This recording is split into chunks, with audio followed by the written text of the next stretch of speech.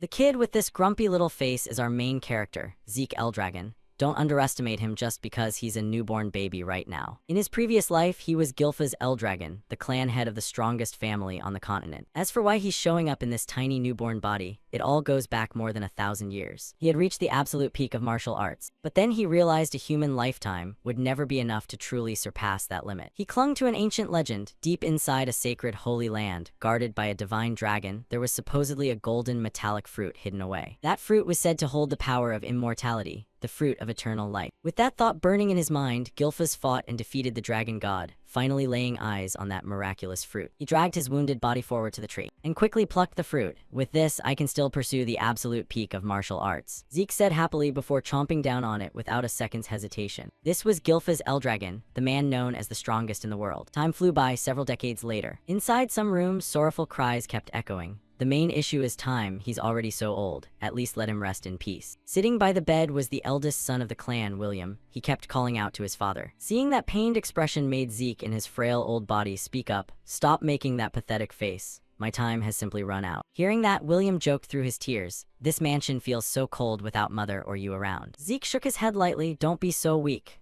In his heart, he added, in the end, those legends couldn't be trusted, but I'm still lucky I had a good wife and obedient children. He reached out to stroke his grandson's face and continued. My beloved children, I Gilfas have lived long enough. I have no regrets left. On the surface, that's what he said, but inside, Zeke was fuming. Don't make me laugh, of course I have regrets. If I could just have more time. If only I had more time. I still haven't reached the absolute peak of martial arts. Gilfas's trembling old hands reached upward. His son couldn't hold back his tears seeing the sight.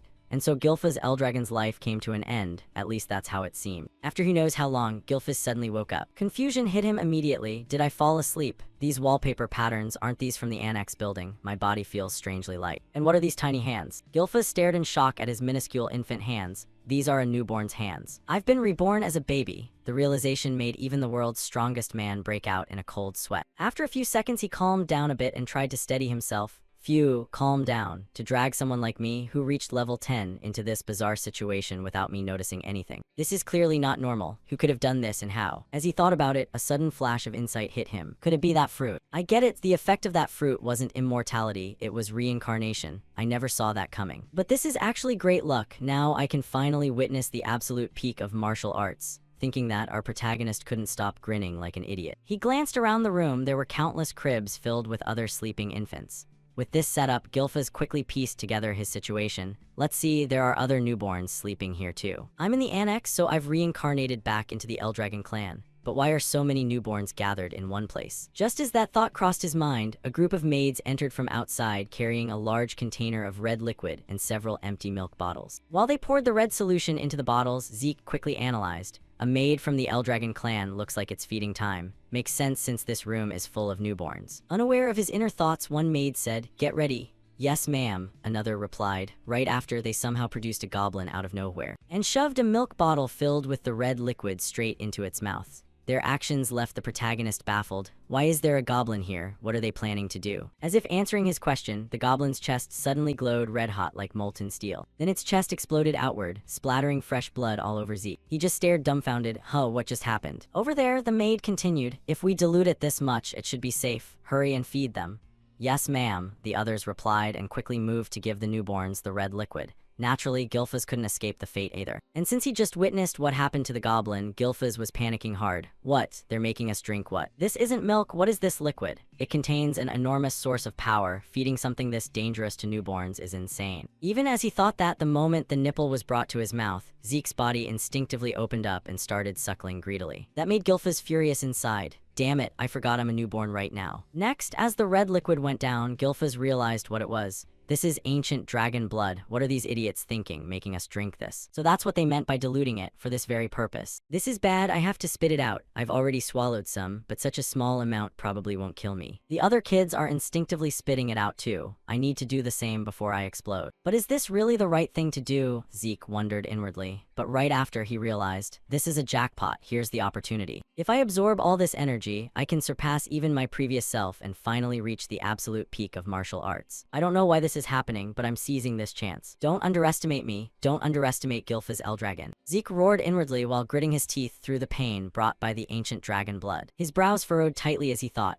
Don't underestimate Gilfa's Eldragon. The maid noticed him gripping the bottle tightly and exclaimed in surprise, "This baby." Zeke frowned, cheeks puffed out, sucking hard as he thought, "I'll absorb every bit of the ancient dragon's power, and then I'll finally reach the absolute peak of martial arts that I couldn't achieve in my previous life." In his mind, an ancient dragon spread its wings and roared endlessly. Its eyes glowed golden as it stared at the silhouette of another dragon. Zeke saw the ancient dragon clamp its jaws around the other dragon's neck in confusion. What? This power is being absorbed so easily. It's shocking. No, this is perfect. Outside, he lay in the soft crib, frowning as he looked around thoughtfully. Somehow I managed it. Zeke lay inside, sensing energy from the nearby cribs and pondering. The other kids seemed to have survived too. Can't underestimate a newborn's survival instinct. Damn it, sure enough, an infant body. After a while, he sucked on his finger and drifted off to sleep. Suddenly so sleepy. Time passed quickly. 7 years later, deep in the forest, a counting voice rang out. 998, 999. Zeke braced one hand on the ground, a boulder strapped to his back as he did push-ups. Then with both legs, he kicked the boulder high into the sky. Next, Zeke swiftly leaped aside to dodge as the boulder came crashing straight down from above. The former Eldragon clan head Gilfas, now Zeke Eldragon, lowered his head to look at his own hands in admiration. Still such an amazing physique. All thanks to the ancient dragon blood. In his mind, he recalled the current world. Every living being possesses some kind of power. Zeke thought back to that bottle of blood he drank long ago. The ancient dragon blood fed to him and the other newborns, containing an endless source of power. He remembered that massive energy and pondered. The children who consumed it to varying degrees gained physiques far beyond ordinary people. Zeke sensed that flowing energy and mused. Combined with the divine dragon power I defeated in my previous life now residing within me, Zeke, the only child who fully absorbed the entire ancient dragon's power, had undergone changes that even surprised himself. He closed his eyes and sighed inwardly, "But I've only reached 1 star. Zeke lowered his head to look at his hands and muttered, "Only reaching 1 star is terrible. By now I should have at least hit 4 stars. Stars are the source of power one gains when pushed to certain limits." He felt the energy radiating from inside his body. The body is like a universe with twinkling stars within. The more stars, the greater the power, but the more stars you have, the harder it becomes to create new ones. Zeke clenched his fist tightly and reflected, and in my previous life, Gilfa's Eldragon reached 10 stars, an unprecedented record. He was the only one in the world to achieve that power. He brushed his hair back and murmured, "But time really flies. It's already been 7 years since I reincarnated as the illegitimate child of the current Eldragon clan head." Zeke thought of her and him. "My mother passed away and my father has never once appeared. I question his qualities as a father, but more than that." He scratched his face, suddenly making a questioning sound. 1,000 years later, huh? Zeke recalled the scene of the maids feeding ancient dragon blood to the newborns and thought, reincarnation alone was surprising enough, but waking up 1,000 years later, before I could even grasp the flow of time I'd been reborn into, this world has become a place where only the survival of the fittest is tested to the extreme. The clearest example is exactly this. He thought of that clan chair, forcing newborns to drink ancient dragon blood. It's a ritual called the Dragon's Trial. Zeke thought of the survivors and mused, only those who survive this trial can receive education as true Eldragon warriors. That's how it should be. He turned his head and saw a maid stepping out to look for him. Zeke stared at her and shouted, "I'm afraid I can't answer that question." He thought back over the past 7 years, no instructor had ever come to him. Zeke, face full of excitement, roared at the maid, "Isn't that weird? Those who pass the trial are supposed to get combat training, right? But here it's only maids." She looked puzzled and asked back, "Is there a problem with that?" He stammered in surprise, no problem, but..." Zeke pointed his thumb at himself and shouted loudly, "Right now, physical training is more important to me than learning combat anyway. I can handle that on my own." He put one hand on his hip and looked at the maid inquiringly. "But at least I want to know a little about the other kids or the main clan, don't you think so?" She replied coldly, "I'm afraid I can't answer that." Zeke frowned and asked again, "I'm just talking about clan matters, you get that, right?" She closed her eyes and responded, "I'm afraid I can't answer." Hearing that, his face immediately darkened as he shouted, "Is that all you can say?" The maid frowned too and replied coldly, "I'm afraid I can't answer that." Zeke put both hands on his hips and yelled, "Isn't treating me like this a bit too harsh?" She bowed respectfully and answered, "We are only ordered to take care of your daily needs." He stared at her thoughtfully. This maid is at 3-star level. Just basic combat training would be enough with one servant like her. Right after, under her puzzled gaze, Zeke turned and walked away saying, "Fine, whatever, I'm heading into the forest." Living together for 7 years with only minimal interaction like this is way too abnormal. At that moment, he turned his head back and asked suspiciously, finally ignoring me completely, huh? After that, Zeke walked quickly alone into the dense, deserted forest. Next, he swiftly yanked a small tree out by the roots. Zeke immediately stuffed the whole thing, tree and grass, into his mouth and chewed vigorously. Right away, he stuck out his tongue and groaned, poisonous grass still tastes awful disgusting, but this counts as training too. He glanced around while chewing nonstop and muttered, patience, patience. Zeke looked toward the bushes behind him and whispered, but lately someone's eyes keep following me. I really wish I could do something about it. He exhaled and shouted forward, well, I didn't expect them to show themselves over something this trivial. Seriously. If you have something to say, come out and say it directly. Right after, Zeke pursed his lips, quickly approached that spot, and pushed aside the bushes to check. Inside the bushes, faint purple lights flickered in the air. He crouched behind thick foliage and peered over, whispering, something's over there. Zeke saw a wild boar entirely shrouded in black mist and thought, that's a berserk wild boar. He frowned, staring hard and wondering, black mist, something that didn't exist 1,000 years ago. What the hell is that thing? Suddenly, the boar turned its head and stared straight at Zeke. Its whole body emitted black mist as it fixed its gaze on him. Next, it charged straight toward him at high speed. Zeke's face lit up with excitement as he grinned toward the forest. Right after, he leaned aside to dodge it. Zeke's eyes gleamed as he raised his fist, gathering golden light, and punched forward. He struck hard with full force, sending the berserk boar flying backward a great distance. Zeke lowered his head to look at the glowing light on his hand and exclaimed, just a light touch against something at the same 1-star level produced this much power. He immediately hoisted the boar's corpse onto his shoulder and left, thinking, the quality of stars really matters a lot. I'm starting to get tired of being abandoned like this. Should I set out to explore? Zeke left the forest behind and walked quickly away. If I want to go somewhere, the sea is the first place. Behind a tree, a man gripped his staff tightly and thought to himself, what's going on here? Even without proper training, he used 1-star power and defeated a berserk wild boar in a single blow. More importantly, he detected my hidden presence. That kid is not normal. He thought about Zeke. Mother died early, father doesn't care. How could a child like Zeke receive proper education? Still, because the clan blood flows in him, he can't escape the clan and is always under surveillance. The man sat cross-legged on the ground and muttered, even if he's an illegitimate child, he still carries the clan blood. Is that how it is? Things are going to get interesting from here. Right after, his figure vanished instantly, leaving no trace behind. On the other side, at the small house where Zeke had grown up since childhood, he tightened the strap of his backpack on his shoulder and asked suspiciously, who are they? 3 at 4-star, 1 at 5-star, all seasoned warriors. What do people like that want here? Zeke stood outside the door, pressing his ear to the wood and listening to the discussion inside. The air out here in the countryside is really fresh, Captain. No gaps nearby, so probably not much chaos. They don't seem to have bad intentions, at least it doesn't look like an assassination attempt. He pushed the door open forcefully and asked, what are you people doing in a place like this? Zeke looked at the emblem on their clothes and thought puzzledly, the Eldragon clan crest, what's going on? Right after, the man quickly stepped forward. He removed his hat, placed a hand over his chest, bowed respectfully and said, this must be our first meeting. We've come to escort Zeke. The young master Zeke must participate in an examination. Zeke was startled and asked suspiciously, an examination? Right after, he widened his eyes and mouth in shock, letting out a loud huh. Inside that small wooden house, Zeke's incredulous voice echoed everywhere. Even though I've never been taught anything properly. Zeke crossed his arms, stunned as he looked up in amazement. I never expected to be going back to the main manor. After that, I was brought back to the main clan by messengers sent from the main house. The maids saw that and quickly reminded Zeke, you need to change clothes, you can't enter the manor looking like this. At that time, he was stunned. Can't enter, but isn't it to live in the main house? Speaking of which, that thing called the Dragon's Lair. Seems like over the past 1,000 years, the Eldragon clan has established a specialized educational academy.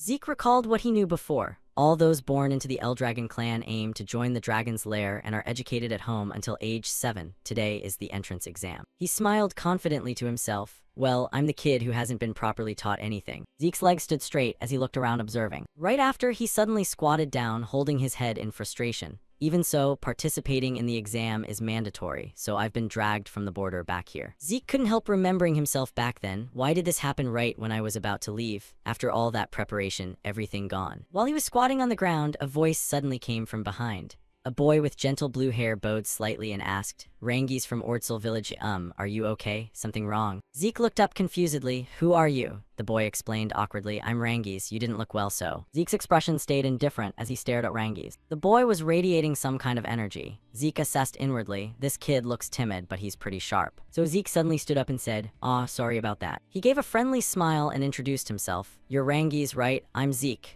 Then Zeke complained loudly, I have no idea what they plan to make us do. Rangi's awkwardly hugged his own arm and said, the exam content hasn't changed for years. But Zeke replied indifferently, oh no, I don't even know what the test consists of. I have zero foundation.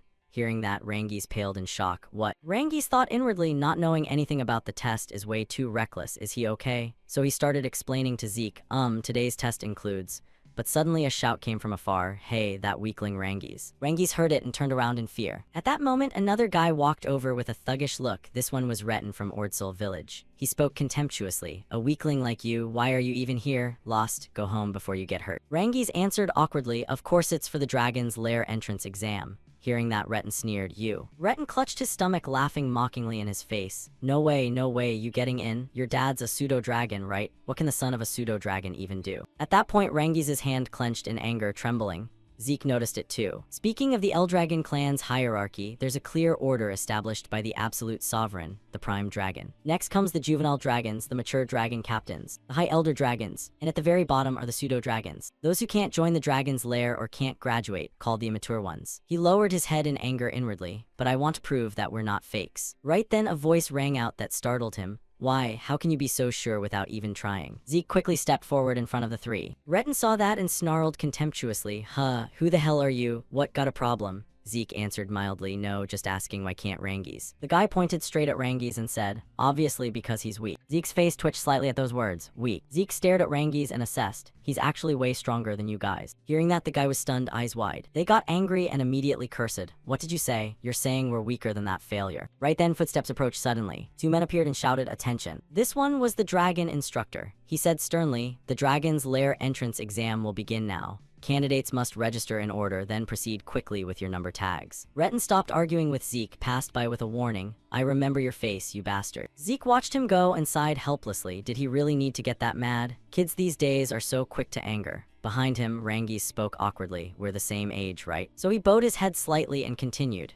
Who wouldn't get mad hearing someone say, I'm stronger than them? Zeke looked at Rangi's and replied softly, I see. Then he crossed his arms and stated the obvious. But this entrance exam is mandatory, right? So saying things like impossible or whatever is pointless. Rangi's asked in confusion, you can really withdraw? You really don't know anything, huh? Zeke answered, you can quit, I had no idea. Rangi's gave an awkward laugh and said, you should withdraw too, at least that way you won't get hurt. Zeke didn't explain further, just smiled and rubbed his chin. Someone at my level can't withdraw even if they tried.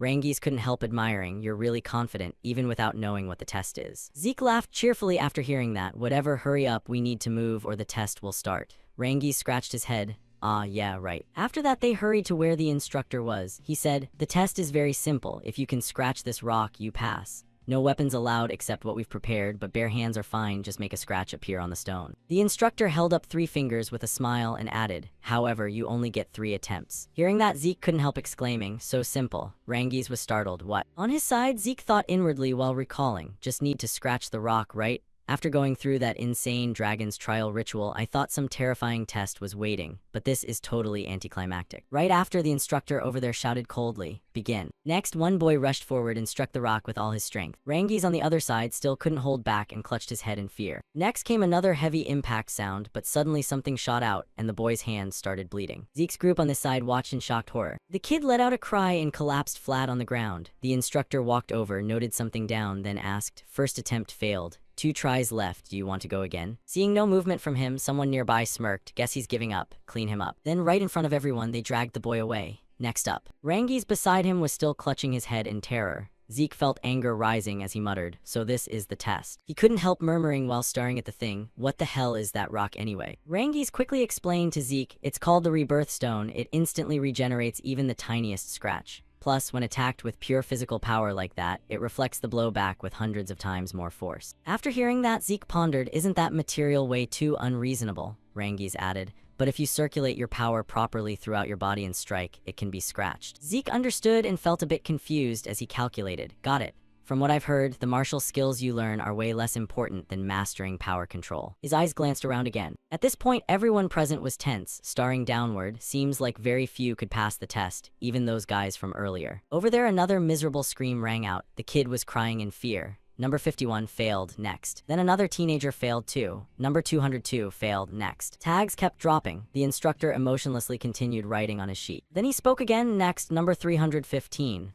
Zeke looked at his tag and said, "My turn." Seeing that, Rangi's worriedly told Zeke, "Hey, don't you still have a chance to quit?" Zeke just waved at him and stepped down. "Don't worry." Rangi's watched from above, tense and speechless. Over there, the instructor pointed him in the right direction, still holding his pen ready to note. Right at that moment, the instructor's eyes showed astonishment. From behind Zeke, a powerful surge of energy radiated. He gave a slight smile. "Weapons are on the rack." Seeing Zeke step into the arena barehanded, the dragon instructor asked suspiciously, "No weapon?" Zeke confirmed, "Yes, no need. This fist is enough." On the stands, the candidates buzzed. "That guy's planning to use bare hands. Even if he's good at power control, he can't scratch that rock barehanded. His fist will get smashed." Rangi's paled when he heard someone say, "No, forget the fist. He might lose the whole arm." He inwardly blamed himself. As expected, I should have stopped him more forcefully. "The instructor didn't force it. I understand. Then begin." As he touched the rock, Zeke inwardly assessed, "This is really the first time I've seen a mineral like this. It must be something formed over 1,000 years. There are way too many things I still don't know. Oh well." He steadied himself, no problem, and immediately swung his fist. Rangi's panicked and stood up thinking, "This is bad, I have to stop him." So he shouted loudly, "Zeke." Meanwhile, Zeke was extremely excited. "With this, I can unleash my full power right now." Rangi's watched helplessly as Zeke showed no sign of stopping. The technique Zeke used at this moment was the Dragon Ruin martial art, first form, explosive strike. In the blink of an eye, the rock exploded, debris flying everywhere. The force was so great that even Rangi's on the distant stands felt terrified. The dragon instructor stood frozen. The outcome far exceeded imagination. Zeke smirked arrogantly, as expected. "This technique is still a bit too much for my current body. I still need a lot more training." The stands fell deathly silent. No one had recovered from what just happened. After a moment, Retin angrily shouted, "He shattered the rock." Meanwhile, Lika admired, "Interesting." Rangi's was still dazed, unable to believe what he'd seen. Then he cried out in shock, "What?" Beside him, the instructor inwardly assessed, "Impossible." He punched away half the rebirth stone. That can only happen at 4-star level or higher, yet a kid did it. The dragon instructor doubted inwardly, even if he's illegitimate, does he really carry main clan blood? But that technique just now, I feel like I've seen it somewhere before. Seeing him dazed, Zeke asked, Examiner, how was my result?" The dragon instructor immediately declared, "Number 315 pass." The assistant instructor brought over the prize. "Here, take this."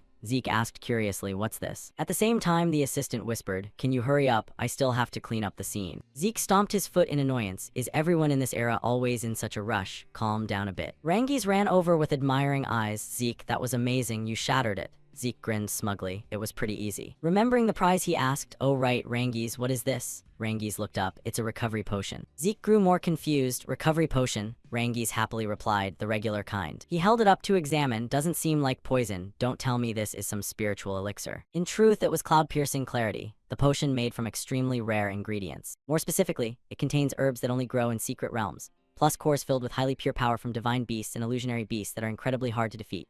The specific effect is that when used, not only fresh wounds but even old scars heal instantly, and it shows massive results in boosting power reserves. However, due to the extreme difficulty in gathering materials and the incredibly complex refining process, it rarely appears. Zeke decided to take a sip of the cloud-piercing clarity to see if it felt any different. Unexpectedly, the wound on his arm healed in an instant. He was very surprised. "This really is a spiritual elixir," Rangi's explained. "I don't know about spiritual elixirs, but the recovery potions the Eldragon clan prepares are definitely better than the ones sold normally." Rangi's hesitated and asked, "Surprised, huh?" Zeke answered honestly, "Of course I'm surprised wounds this serious healed instantly like that." But he felt a little disappointed. "It seems like it doesn't boost power reserves the way a true spiritual elixir would." Rangi's replied, "To me, Zeke, you're way more shocking." Zeke muttered inwardly, "What are you even talking about?" At the same time, he realized something. No, this really is humanity's accumulated knowledge over more than 1,000 years. Meanwhile, Rangi's kept praising, "You're seriously incredible. Zeke, you're insanely strong." Zeke replied casually, "Well, I'm aiming to become the strongest." Rangi's grew even more admiring. "You say stuff like that so calmly." Down on the arena, the results kept rolling. Number 373 passed. Number 395 passed. Number 405 passed. Hearing the outcomes, Zeke inwardly sighed in admiration. Them passing was expected. Next, number 414. Even though he was terrified, Rangi steeled himself. "It's my turn, I'll do it." Zeke shouted encouragement loudly. "Hey, why are you so nervous? It's fine, just stay calm. Don't set your standards too high." But when he saw Rangi's preparing, Zeke sighed in exasperation. "What is that guy doing?" Rangi's took a deep breath. The instructor signaled, "Begin." Right after, Rangi's closed his eyes tightly and swung his sword. The instructor reminded coldly, "First attempt failed. 2 tries left, try again." Rangiz gritted his teeth. One more time, this time it'll work for sure. Rangiz gripped the sword again and struck hard at the stone. The second attempt was another miserable failure. He trembled and cried out, "No way." His friends burst into mocking laughter one after another. As expected, the son of a pseudo-dragon is still just a pseudo-dragon. Give up already. Taking the chance, Retin brought up the past. "What did you say earlier?" Retin shouted mockingly, "Didn't you claim that Rangi's guy lying there was stronger than us?" The taunts grew harsher. "Stop babbling nonsense, it's ridiculous." The dragon instructor asked for his opinion. "One try left, do you want to go again?" Rangi shook like a leaf. Aye. Somehow Zeke had already come to his side. "What are you doing?" Zeke asked confusedly. "Why are you using a sword? Why not a spear?" Rangiz didn't understand his meaning. "Spear? What do you mean?" Zeke explained calmly. "Like I said, why use a weapon that doesn't suit you without any plan?" From the stand, someone poured fuel on the fire. "In your current state, no matter how hard you try, you can't scratch that stone with a sword." The other students joined in laughing. "Are you stupid? His dad didn't use a spear. He taught him swordsmanship." Another group whispered among themselves. "Exactly, changing weapons won't help at all." Ignoring all that, Zeke politely asked, "Examiner, is switching weapons during the test against the rules?" The instructor replied indifferently, "No issue." Zeke happily pointed it out to Rangiz. "You heard him, Rangiz, lucky you, so then." He provoked on purpose to ignite Rangiz's determination. "Are you really going to leave it like this?" Past images suddenly flashed through Rangiz's mind. Rangiz slowly stood up. "No, I will." And he decided, "I'll try with a spear." Speaking of the past, my father couldn't enter the dragon's lair. Even so, he was gentle and caring. He treated me so well. No matter if I was sad or happy, he always had the habit of patting my head. He was called a pseudo-dragon and mocked. Even then, my father never minded and raised me properly. He taught me the smallest things in life, taught me how to hold a sword and use it. Back to the present, in the middle of this plaza, Rangiz silently vowed to himself, "The person my father raised isn't fake. Today, right here, I'll prove it." Even with that resolute will, Rangiz's mind was still chaotic with thoughts. He looked down at the spear in his hand and thought tensely, "If I try again with the sword, the result will be the same. Since that's the case, I'll trust Zeke, but how do I even use a spear?" At that moment, Zeke was beside him and called out, "Rangiz." Then he pointed toward the rebirth stone. He encouraged Rangiz, "Just thrust straight ahead and don't think about anything." Just thrust straight. Boosted by Zeke's encouragement, Rangiz felt somewhat less anxious, though he was still a little nervous. Rangiz gripped the spear tightly and muttered to himself for motivation, "Thrust straight forward." His mind unconsciously recalled the usual mocking from Retin and the others, then remembered Zeke always standing by his side. Rangiz thought inwardly, "Normally, if I think thrusting straight with a spear I've never held before won't scratch the rebirth stone, but how could he say that without ever trying it once? Even though I've only just met him, this is pretty strange," but thinking this far, he finally made up his mind. He raised the spear straight toward the rebirth stone and declared firmly, "I understand, I'll try." But he kept repeating to himself, "Since Zeke believed in me, I'll try believing in myself too." With that thought, he charged toward the rebirth stone. The spear in his hand faintly glowed with a soft light. Rangiz seemed to sense the power the spear was giving him. He felt both happy and anxious, holding a sword from the start until now. The flow inside me has never circulated this much. No more thinking, Rangiz shouted as he thrust the spear forward with all his strength into the rebirth stone. Retin and his group hadn't yet seen the result and were already laughing uproariously, mocking him. "See, I told you changing weapons won't help him do jack." Slow motion as Rangiz thrust into the rebirth stone. When the spear tip accelerated toward impact, he couldn't believe it. It's like it was part of my body from the very beginning. The sharp spear tip pierced at lightning speed. When the spear penetrated the rebirth stone, dust and debris exploded outward. Retin and his crew were stunned, unable to believe their eyes as they shouted, "What?" The assistant instructor beside the dragon instructor exclaimed in shock, "My God!" The dragon instructor's face remained unchanged, but he still let out an astonished remark. He didn't just scratch it, he pierced straight through. Finishing Rangiz's turn, Zeke immediately stood up, clapping in celebration. "Awesome, you did great, Rangiz." Rangiz was still dazed and asked blankly, What did I just do?" The dragon instructor wrote the result and announced, "Number 414 passed." Rangiz stood stunned, still holding the spear, stammering in disbelief. "I passed." Zeke slung an arm around his shoulder, smiling brightly. "Yep, you did it, just like I thought." After steadying himself, Rangiz's eyes welled up with tears of joy as he murmured, "I passed." Then he joyfully hugged Zeke tightly, shouting, "I did it, I really passed." Zeke laughed, "I told you so." On the stands, two guys beside Retin clamored in denial. "It was just a fluke. Yeah, it has to be, right, Retin?" At that moment, the dragon instructor announced loudly, "The entrance exam has concluded." But he looked at the list of passing students in his hand and continued, "The entrance ceremony will begin immediately." Hearing that, Zeke asked Rangiz curiously beside him, "Entrance ceremony, that's it?" Rangiz answered right away, "Yeah, there might be other tests after we start attending." Zeke asked further, "So what do we do now?" Rangiz didn't know how to answer and just said vaguely, Probably nothing for us to do right now." At that moment, steady footsteps rang out. A dignified group slowly stepped into the center of the plaza. Seeing them, the dragon instructor spoke. The leader of the Eldragon clan will give a congratulatory speech for you all. Zeke noticed a man with an imposing aura standing silently among them. Zeke asked Rangiz curiously, "Who's that gloomy guy?" Rangiz paled in fear at Zeke calling him that, but answered honestly, "That's the clan head." Zeke showed no restraint and bluntly commented, "The clan head with that face, can't he lighten up a bit? Ice might be warmer than him." Hearing Zeke's words, Rangiz panicked and quickly covered his mouth, half pleading, half demanding, "Please be quiet, please." Then he slowly removed his hand from Zeke's mouth but was still sweating bullets, repeatedly whispering, "Please stay silent, okay, okay." Zeke nodded and didn't say anything more. His eyes turned toward the Eldragon clan leaders as he pondered inwardly. But, so that's the current strength of the Eldragon clan, a few at 7-star, quite a few at 6-star, truly a formidable force. Thinking this far, he couldn't help sighing inwardly in admiration. But Zeke looked at the clan head man and pondered. And the current clan head of the Eldragon clan, Baltza Eldragon. Sensing the mysterious aura emanating from him, Zeke inwardly assessed, I guess he's at 8-star level. Based on what he knew, 8-star was extremely rare. Even 1,000 years ago, there weren't even 12 people in the world who reached it. I don't know how the era is now, but thinking this far, he didn't keep the thought to himself anymore and said it out loud, "I don't like him." Hearing that, Rangiz immediately turned to stare at him. Zeke added under his breath while thinking it was his father. The other Eldragon clan leaders stepped aside to clear a path for Baltza to the center.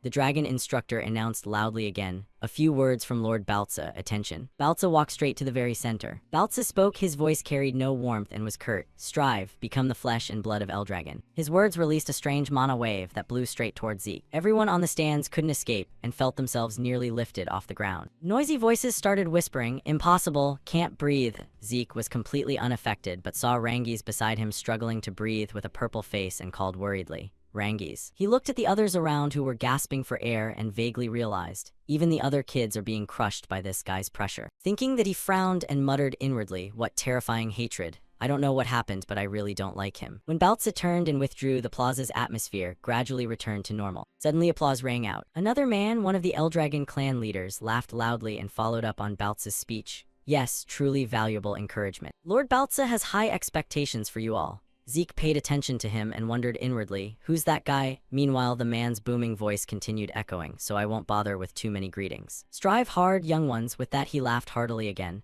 Zeke still wondered inwardly, who is he? Stepping back, the man chatted casually with the dragon instructor. The instructor teased, "Seriously, you said it like it's true." The man joked back, "People who worry about little things go bald anyway, forget his status." Zeke just sighed inwardly at this point. I don't understand what's going on, but thankfully the atmosphere has changed. After that pressure wave, the students on the stands fell deathly silent. No one dared speak. No one even breathed loudly. Zeke didn't care about any of this nonsense and just sat idly looking down at the plaza below. Now the dragon instructor held a list in hand and announced loudly, "We will now announce dormitory assignments. Those whose names are called proceed immediately." Hearing that, Zeke asked Rangiz curiously, "Aren't we all going to the same place?" Rangiz explained based on what he knew. "No, actually there are 4 dragon's lairs. New students are assigned to halls corresponding to east, west, south, and north." Zeke nodded, "Got it." At that moment, the dragon instructor read number 315.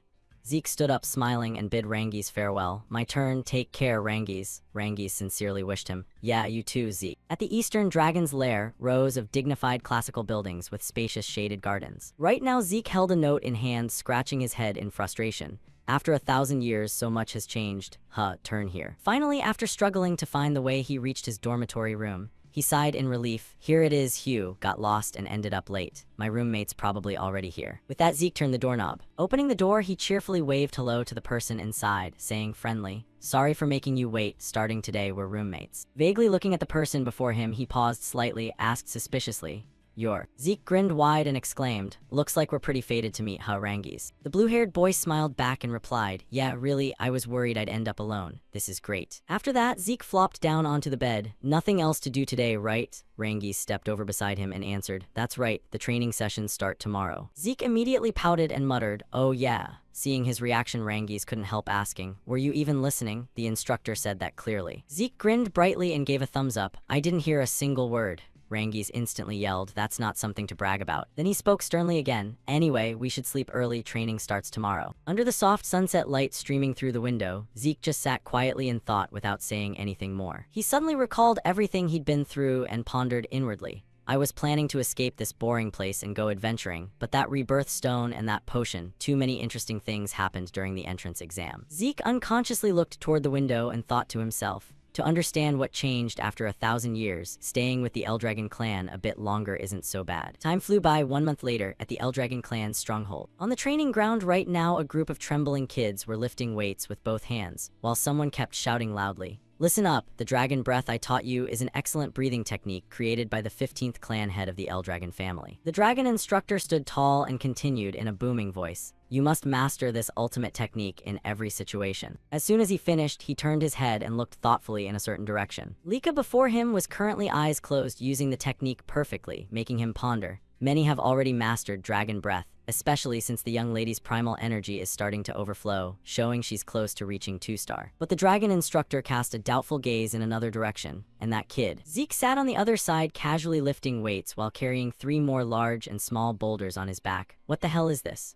Truly, he has the clan head's blood in him too, but he has no instructor or proper lessons. The dragon instructor stood behind him, silently observing, but still couldn't hide his astonishment. What kind of scene is this? Meanwhile, Zeke calmly breathed in and out while thinking inwardly. I never imagined the Dragon King breathing technique I created would be improved and spread widely under the name Dragon Breath. He sat cross-legged with a slightly bored expression, his body enveloped in a faint golden aura. The breathing technique is a skill to absorb energy from the air into the body and circulate it, thereby self-upgrading power reserves. What determines its effectiveness is mainly the user's skill and finesse. That's why prestigious clans create their own methods, and complete ultimate techniques are kept as supreme secrets. Zeke closed his eyes and thought inwardly. Dragon breath is quite safe and easy to learn, but if the purpose is only for calming the mind, then I don't need it. The mature silhouette from his previous life suddenly appeared in his mind. The Dragon King breathing secret passed down by Gilfa's Eldragon is the only breathing technique that allows controlling energy without interrupting breath, even while moving. Its effect is enormous, but very few can inherit it due to the extreme difficulty. Zeke's had a transmission process for this breathing technique suddenly appeared. He immediately guessed. So they deliberately simplified it so anyone could use it, thereby raising the overall strength of the entire clan. I never thought my technique would be passed down to future generations in such an altered form. How touching. I wonder if other martial arts after 1,000 years have been changed like this too. Really looking forward to it. In a corner Zeke couldn't see, Lika was secretly watching him. Not long after, the kids who had just finished training started their meal in the dining hall. Amid the lively atmosphere, suddenly 2 kids with terrified expressions stared intently at the arm reaching out for a food plate. Zeke happily opened his mouth wide to chomp down on the piece he just grabbed. Crumbs still stuck around his lips. While chewing, Zeke asked caringly, "What's wrong? You look deep in thought, Rangies. If you don't eat, you won't get stronger, you know." Rangies helplessly asked back, "How are you so full of energy? Your stamina is really strange." Zeke casually mocked, "It's because you're too weak." Zeke smiled wryly and pushed the plate of buns forward. "Eat more and train harder. Here, no choice, take this." The blue-haired boy groaned miserably. "I already have my own portion." Right after that, Zeke suddenly glanced behind him. Anyway, there are a few who are really well trained. At the same time, Lika suddenly approached him and spoke. "Hey, you're pretty good, right? Who are you?" Thinking that inwardly, Zeke still responded instinctively. "Who are you?" Rangies beside him spat out the water he just drunk. "Huh." He immediately pulled Zeke close and whispered urgently, "Zeke, you don't know, this is Lady Lika, daughter of the clan head." Zeke replied indifferently, "Don't know." Rangies shouted in panic, "Impossible, she's one of the candidates for the next clan head position. Normally, we don't even have the right to talk to her." Being pressed so close, Zeke blurted out, "If that's the case, then I'm the clan head son too, even if illegitimate." Rangies froze in shock in an instant, while Lika opposite suddenly exclaimed, "Really?" She asked calmly with a composed face, "You're the illegitimate son of the clan head, successor candidate Lika Typhona Eldragon." Zeke propped his hand up and answered immediately, "Why would I lie about something like that?" Lika questioned. "Then how are you strong enough to crush the rebirth stone barehanded?" She slammed her hand on the table. "An illegitimate child with no backing, how could you do that?" Zeke turned back to continue cutting his meat before replying slowly, "Well, because it's me. Rangies, stop spacing out, eat." Zeke's answer made Lika fall silent for a moment. Right after, she suddenly grinned and said, "You're really interesting." Lika casually sat down beside him and proposed, "So how about becoming my subordinate?" Zeke gave her a dead fish look. "Huh, what did you say?" Lika repeated the offer while laying out benefits. "I'm asking if you want to become someone under me. I'll be your backing. You want allies too, right?" In her mind right then, a scene of the 2 of them standing side by side in the future appeared. Lika leaned one hand on the table smiling as she painted the future. "Then use your strength to help me become clan head. Of course I'll treat you well after I become clan head. How about it?" Zeke closed his eyes and refused instantly. "No thanks." Lika suddenly lowered her voice, making him look over. "Why? Don't tell me." She coldly released a strong aura of anger. "You also intend to fight for the clan head position." Zeke sensed that aura and only thought, she's at the threshold of 2-star, able to emit primal energy outside the body. At this age, interesting, but he answered indifferently, do whatever you want. I have no interest in becoming clan head or anything like that. No interest in clan matters. Lika was shocked and slammed the table, standing up. What, then what's left? Before she finished, a blur suddenly flashed past her face. Zeke's face darkened as he slammed the knife in his hand down into the table. The knife's position was only a few centimeters from Lika's fingers. Zeke widened his eyes, glowing golden, and said, I don't serve anyone, because I am the strongest. Under that gaze, Lika's whole body stiffened like she'd been shocked. What? She paled and thought inwardly, I'm at a disadvantage. At that moment, Rangi's trembled as he stood up to mediate. Calm down. But Lika suddenly shouted angrily, then I'll force you to submit, fight me. Zeke chewed while looking over blankly as Rangi's beside him froze in terror. A while later, a kid walking by turned his head and asked, where are you guys going? To the training ground. There's a spar between new students. And it's Lady Lika, the kid exclaimed in shock. Lady Lika, from the Typhona branch, with who? Why, who knows? At that moment on the training ground, other new students who'd come to watch hid behind walls, whispering, they say it's a spar, who's that guy? Zeke rubbed his head and muttered, this is getting tense. Rangi's asked worriedly, are you okay? Your opponent is Lady Lika. Zeke replied nonchalantly, even if you say that, I still don't know who she is. And why did you suddenly switch to formal speech? The blue-haired boy widened his eyes and shouted, of course, sir, you're the clan head's son. Zeke just smiled lightly. Do whatever you want. More importantly, Rangi's clung to his arm and spilled everything in a rush. Please think carefully. Lika is the daughter of the current clan head Baltza, and she carries the bloodline of the Typhona branch, one of the 4 pillar families of the Eldragon clan. She's a genius who mastered all variations of the Great Thunder Sword, the Typhona family's legacy, from age 7, just like the other extremely talented children of Lord Baltza. As soon as he finished, Zeke raised his hand blankly. Sorry, I only understood that she's the clan head's daughter. Rangi shouted in panic. Why? Zeke explained. Everything's new to me. The blue-haired boy clutched his head miserably. How can this be? Don't ask. But Zeke suddenly spoke comfortingly. But not knowing makes it even more interesting, doesn't it? He grinned wide and exclaimed, extremely interesting. Even seeing Zeke's reaction, Rangi's was still worried. Even if you're strong, facing Lady Lika is still too disadvantageous. Why did you accept the challenge? Zeke rubbed his chin. Well, when someone challenges me, I don't back down. Right after saying that, Zeke turned his head toward the opposite side. Besides, she seems to have arrived. Lika planted her sword in the ground, face full of anger and aura blazing as she declared, the chit-chat ends here. Lika leaned on her sword planted in the ground and shouted, done talking. Rangi's trembled in fear. Zeke beside him smiled, ready, everything set. Rangi's panicked while backing away, shouted, just please be careful. Zeke stayed put and asked Lika calmly, careful, that depends on you. Why are you so determined to challenge me? She answered confidently, I want to become clan head. To do that, I must make you submit and join me. Zeke asked in boredom, what do you mean? He thought inwardly, what does this have to do with me? Lika darkened her face. Wait, you don't know anything about the current clan situation? Is it because you're illegitimate? Zeke hesitated. Well, I might know something if you ask directly. Lika immediately explained, listen, there are 5 candidates for the next clan head position, including you and me. Everyone except you has already allied with one of the 4 branches of the Eldragon clan. She thought of each person's strength and background, then continued, which branch produces the next clan head is extremely important. That's why all of us are here at the Dragon's Lair, to represent our branch and compete. I need more power to face my siblings. Zeke frowned, thinking, so there's currently a confrontation between the 4 branches. Complicated stuff, I don't think I fully get it. Then he said, got it. After that, Lika drew her sword and said, therefore, as a candidate for the next clan head, I need to strengthen my resources even more. She declared, that's the reason. Lika leaped up.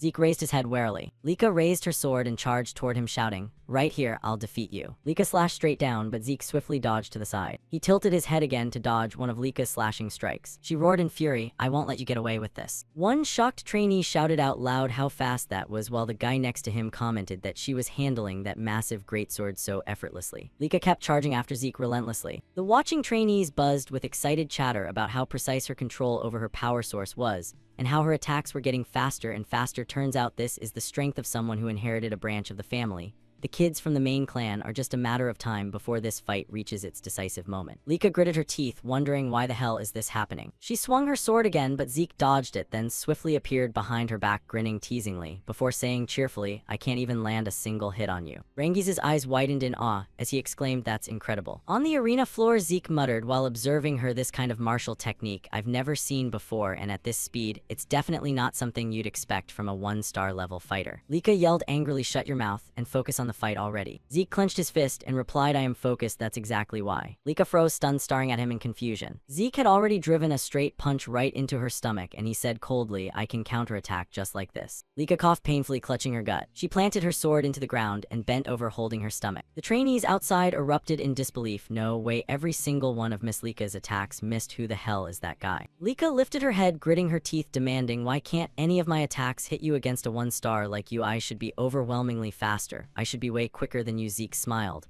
and answered, you're definitely a lot faster than any 1-star I've ever faced. He gave her a sidelong glance, but you're still just a 1-star, that's all. Lika snapped furiously, aren't you a 1-star too? How can you even keep up with my movements? Zeke gave a faint smirk, it's simple really. He studied her body and said, breathing, eye movements, muscle tension buildup. Zeke explained, just by watching those things you can read most of her movements, and the rest comes down to experience. At that moment, Lika forced herself back to her feet. She swung her sword at him and shouted, that's ridiculous. He leaned back to dodge her strike and said, I told you so. Then he planted his hands on the ground, arched his body, and kicked out at Lika with his legs. She gritted her teeth in rage as Zeke clenched his fist, aiming at her again, saying, I can read it all. Lika got blasted back by Zeke's punch, slamming hard into the wall. Zeke frowned, staying silent. One trainee yelled out, Miss Lika, while the crowd around gasped in shock. No way, she actually lost. Miss Lika lost. Rangis rushed forward, shouting, Lord Zeke, that's amazing, you actually defeated Miss Lika. But Zeke replied coldly, no, not quite yet. As the dust slowly cleared, Lika stomped her foot down hard. Zeke smiled and commented, she concentrated all her power source into her core to block my hit. She's no pushover. Lika clutched her stomach, breathing heavily in pain. Rangis panicked and urged, Miss Lika, that's enough already, but Zeke cut in. Rangis, step back. I won't be responsible if you get caught in the crossfire. A faint aura began radiating around Lika, and Zeke said she was already showing signs earlier, but has she really reached 2-star level now? Lika wiped the blood from her face with her hand and slowly walked back onto the arena floor. The surrounding trainees shouted in astonishment, hey, isn't that, yeah, no mistake, that's the mark of 2-star level, a white halo. Zeke thought to himself, 2-star, the state where you can project your power source outside the body to use martial techniques. The projected energy is called an aura. Lika fixed her hair and said, thanks to you I broke through to 2-star, and now. She furrowed her brows, tightly glaring at Zeke, then swung her sword, shouting, you don't stand a chance of winning anymore. Zeke dodged her attack and laughed out loud, damn, you're fast. Lika swung another slash at him, and Zeke pretended to be impressed. Whoa, that was unexpected. Suddenly, a small cut appeared on his cheek. Zeke thought to himself in shock, what the hell was that? He touched the wound thoughtfully. I swear I dodged it. Lika stepped closer and said, see that? A pale white energy flowed from Lika's entire body as she advanced, saying, this is my ability. Lika raised her sword to her chest and continued, now I've got the 2-star aura. Golden lightning bolts crackled all around her as Lika declared, I'll show you the real thunder sword technique. Zeke stood still, muttering, so I'm finally going to witness a martial technique I've never seen before. He burst out laughing, this is gonna be awesome. In that instant, a flash of light erupted. Thunder greatsword technique, thunder radiance. Electricity surged nonstop across Zeke's whole body. Wait, what is this? He grinned and asked, so you're controlling lightning, huh? That's way too overpowered. Lika raised her sword high, shouting at the guy who dares say something like that. She slammed the blade straight into the ground. Lightning bolts shot up instantly. Zeke leaped high. You look like you're actually enjoying this thunder net. He smiled, looking at Lika. It's completely different from before. These lightning bolts are tough even for me right now. Up above, the spectators exclaimed, what kind of fight is this? Just one level difference and everything changes that much. Rangis watched below with a face full of fear and worry. Lord Zeke. Meanwhile, Zeke kept analyzing his opponent's weapon and calculating. Right now her actual movements are still pretty straightforward, nothing's changed too drastically, but he stared straight into her sharp eyes the moment she reached 2-star and gained the aura. The power of her thunder greatsword exploded violently. I thought she was just faster than before, but now she's even quicker, and those lightning strikes are so mysterious. Zeke smiled, charging forward. Being able to envelop someone in thunder like this, I could counter right now, but he hesitated, inwardly watching Lika's sword paths. I'm really curious what this power truly is. On her side, Lika smirked triumphantly. You can still smile in a situation like this. You look way too relaxed if that's the case. Lika swiftly slashed at him. I'll wipe that smile right off your face. Then her foot shot forward instantly. Lika unleashed thunder radiance shift. He dodged to the side, evaluating this move. It's like a lightning pillar, huh? Far away, an explosion erupted, sending dirt and rocks flying everywhere. Rangis saw it and immediately leaped down the wall in panic. Lord Zeke, while people behind shouted, hey, wait. But Zeke was still standing tall, wearing that same smile. To Lika, it felt like provocation, so she immediately followed up with, thunder radiance. Zeke took the hit and dropped to one knee to brace himself. On the other side, Rangi's rushed over shouting, "Miss Lika, please stop. If you keep going," why her voice turned mocking. "Isn't he still holding up just fine?" Lightning crackled over Lika's entire body. "You don't think stopping now would be an insult to him, do you?" He turned anxiously to Zeke, pleading, "Lord Zeke, please just surrender." Meanwhile, she reminded him, "Honestly, I think he's right. You're in pretty bad shape. Here's the deal. If you surrender and submit to me right now, I'll stop here." Zeke bowed his head, smiling silently without answering. Seeing that, Lika said cheerfully, "So even as an illegitimate child, you're still a proud Eldragon, huh? I get it, fine. Then I'll finish you off with everything I've got." She raised her sword high. Powerful lightning surged toward it. Greatsword technique. Secret art number 1, Heavenly Thunder. The lightning struck Zeke's body, forming a pillar of blinding light. He was instantly electrocuted until his vision went white. Crackling thunder sounds filled the air. Rangi's rushed forward in terror, screaming, "Lord Zeke." Then Zeke collapsed motionless on the ground, completely still. Lika brutally stabbed her sword into the ground. She turned away, no longer caring. What a shame, but the fight ends here. Right at that moment, a voice rang out, "I figured it out," and from behind Lika, a pillar of light erupted. She spun around in shock. "How is that possible? How do you have a lightning aura?" Zeke stood back up, still smiling, letting out an "Oh, so this is what they call a lightning aura." He answered cheerfully when you asked how. Zeke crossed his arms, looking dead serious. "I have no idea either." Lika stood there stunned, speechless. He continued happily, "I deliberately took all your attacks to study this power, but somehow I can use it too." She repeated in disbelief, "You can use it, that doesn't mean." Zeke thought to himself joyfully, "While enduring those mysterious lightning strikes, I kept using the breathing technique, Dragon King's breath." He recalled how Lika's whole body radiated lightning, and then what happened. Dragon King's breath reacted to her lightning aura. Lightning began appearing on Zeke's hands and electricity started accumulating inside his body. He smiled, wiping the dirt from his face. "Before I even realized it, I could already manipulate that lightning. I don't know the exact principle, but I must have some kind of special physique." "No, wait." Zeke looked straight at Lika and continued, "If we consider that greatsword technique as your family's inherited martial art, should I assume your entire clan has some special physique?" With that, he quickly moved toward her, hypothesizing that the power source itself is based on lightning properties. "Yeah, this has been one hell of a training session." Zeke raised his hand, lightning bolts crackling into existence, and more than that. He smiled, clenching his fist as powerful electricity surged across his whole body. "Thanks to you, I've also reached 2-star level. The fight's far from." Zeke's eyes quickly flicked toward one direction. Right then, Lika suddenly swung her sword straight at him. Zeke smiled, tilting his head up, and continued saying, "Over yet." Then lightning flashed unexpectedly. He burst forward at incredible speed. After using his new ability, Zeke couldn't help exclaiming, "This is." He silently analyzed the flow of this power in his mind. Right now, with the power source increased, it affects every nerve and reinforces the body. What an astonishing special physique. All my senses are heightened. So Zeke quietly told himself, "I need to get used to it a bit." On the other side, Rangi still hadn't snapped out of it. A battle between clan heir candidates. Just watching, I can barely keep up. Am I imagining all this? By now, the two of them had charged at each other. Zeke easily evaded her attacks. The guy was stunned, inwardly thinking, Miss Lika's lightning-like slashes can't hit him anymore. Lika lost her cool, yelling furiously, "Are you mocking me?" He smiled casually, "No, I'm not teasing you at all." Then Zeke rushed in fast, delivering a direct strike toward her sword. "I really do see you as a formidable opponent." Lika sensed the overwhelming force and immediately gripped her sword, stepping back. He rolled his wrists, warming up his body while grinning. "The right distance is about here, huh? Time to wrap this fight up. It's been going on long enough. Maybe I should create a new move." Over there, she was still stunned, asking, "A new move?" Zeke answered, "Yeah, the first form. No, better call it a secret art." At that, Lika's expression crumbled in panic. "Inside a move? So he really has been trained in some secret inherited martial art from which branch, creating a technique so casually like that I just can't understand him at all." Suddenly, he appeared right in front of her, smiling, distracted. "Huh?" Lika jolted, shouting, "Oh no," before she could dodge. Zeke's palm slammed straight into her chest. "Dragon Remnant Destruction Secret Art." He poured all his strength into the attack. Extreme Thunder Claw. She got zapped hard, her knees buckling to the ground. A voice rang out in front of Rangi's stunned face, "The match is over." Zeke smiled, looking down at Lika. That was seriously one hell of a fun fight. She struggled to stand still in disbelief. "No way, I lost." Lika's teeth ground together in frustration. I have to become clan head." She looked up at the sky with a sad expression. "I have to defeat my brothers." In front of Lika's eyes were visions of her older brothers still looking down on her. "I have to become clan head. I absolutely cannot lose." Right then, Zeke spoke up, "That's amazing. You're truly very strong." Lika startled at his words. He bent down, adding, "I've learned some really interesting new things. This has been an incredibly meaningful time." Zeke extended his hand right in front of her, smiling cheerfully. "It would be so boring if this was our only sparring session. Let's train together again, okay, Lika?" Lika's face flushed, a little touched as she looked up. Zeke reached his hand toward Lika, grinning, "I can't wait for the next one." She took his hand, then smiled back. "How could I possibly compare to you? I lost." A few hours later, inside the rift, a swarm of monsters appeared. A man was surrounded by the horde of creatures. Baltza calmly watched them charging toward him. He furrowed his brows. Baltza's eyes flashed instantly. Overwhelming killing intent erupted behind him. The shadowy form of a roaring dragon appeared. Baltza muttered muttered dragon might. He drew his sword and charged at the monsters. Baltza swung a wide arc slash, thinking to himself, dragon aura, annihilation, martial art, first form origin. Sword energy scattered, wiping out swathes of monsters. Then Baltza sheathed his blade. The soldiers behind him immediately rushed in to finish the rest. The rift gate slowly opened. Baltza walked leisurely toward it. One soldier bowed, reporting, Lord Baltza, I have something to report. Baltza asked, what is it? The soldier said, Miss Lika has reached 2-star, sir. Baltza stopped in his track. He glanced at the soldier gruffly. So the soldier nervously continued, reaching 2-star at her age is already a remarkable achievement with Miss Lika's talent. By the time she graduates from the dragon lair, she could reach 4. No, she might even hit 5-star. Baltza declared coldly, talent doesn't matter. Report to me when the girl becomes useful. If you came here just to tell me something this trivial, then get lost. The soldier paused for a second, but Miss Lika has been defeated. Baltza asked in surprise. The girl challenged one of the older ones. The soldier answered, no sir, the one who defeated Miss Lika is a kid the same age Zeke, sir. Baltza muttered, surprised, Zeke, that woman's child. He hesitated. Yeah, that woman had freakish martial talent, but Baltza eyed the soldier questioning. Still, she died giving birth to that boy, right, who taught him the skills to beat a 2-star.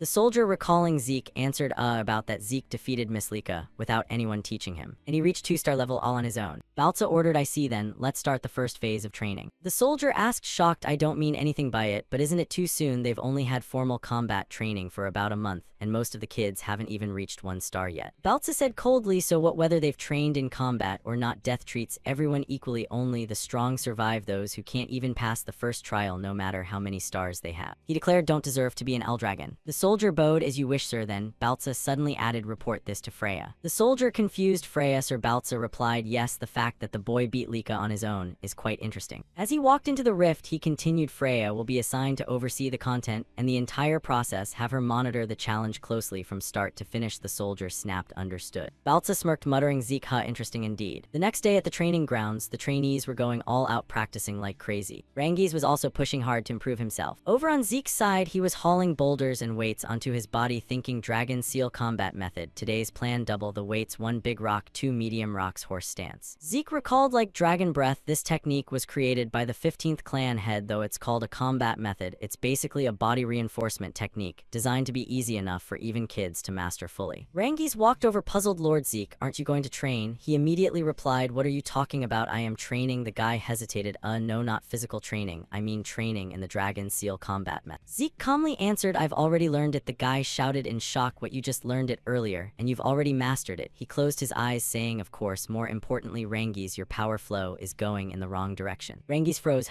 Zeke dropped the rock and weight, saying, here. He raised his hand, pointing at the guy's body. Look, turn around. Rangiz dazed, wondering, did I just float? He mumbled, yes. A surge of energy suddenly glowed. Zeke placed his hand on Rangiz's shoulder, channeling power into his body. When done, he said, this is the correct flow. Rangiz said in awe, thank you so much, sir. Rangiz looked at him seriously, you've truly mastered it, as expected from Lord Zeke. Zeke yelled, you doubting me? What kind of person are you? Rangiz flustered, no, sorry, I didn't mean it like that. This is the first time anyone's taught me besides my father, so I always feel desperate. He recalled Zeke's clash with Lika and continued, but you, Lord Zeke, already have martial techniques strong enough to beat Miss Lika, so I figured the dragon seal combat method might seem simple and boring to you. Zeke crossed his arms, that's not true at all. I'm completely impressed by how stable the dragon seal combat method is. He thought inwardly, after all my technique, dragon remnant destruction isn't suited for my son. They say it's too complex and difficult. Zeke pondered, dragon remnant destruction combat method, complex and grueling, but superior in overwhelming power, like a constitution, starting with the first form, then second, third, fourth. He pictured an ancient tree and a silver dragon. Zeke recalled, plus the secret art born from the fight with Lika.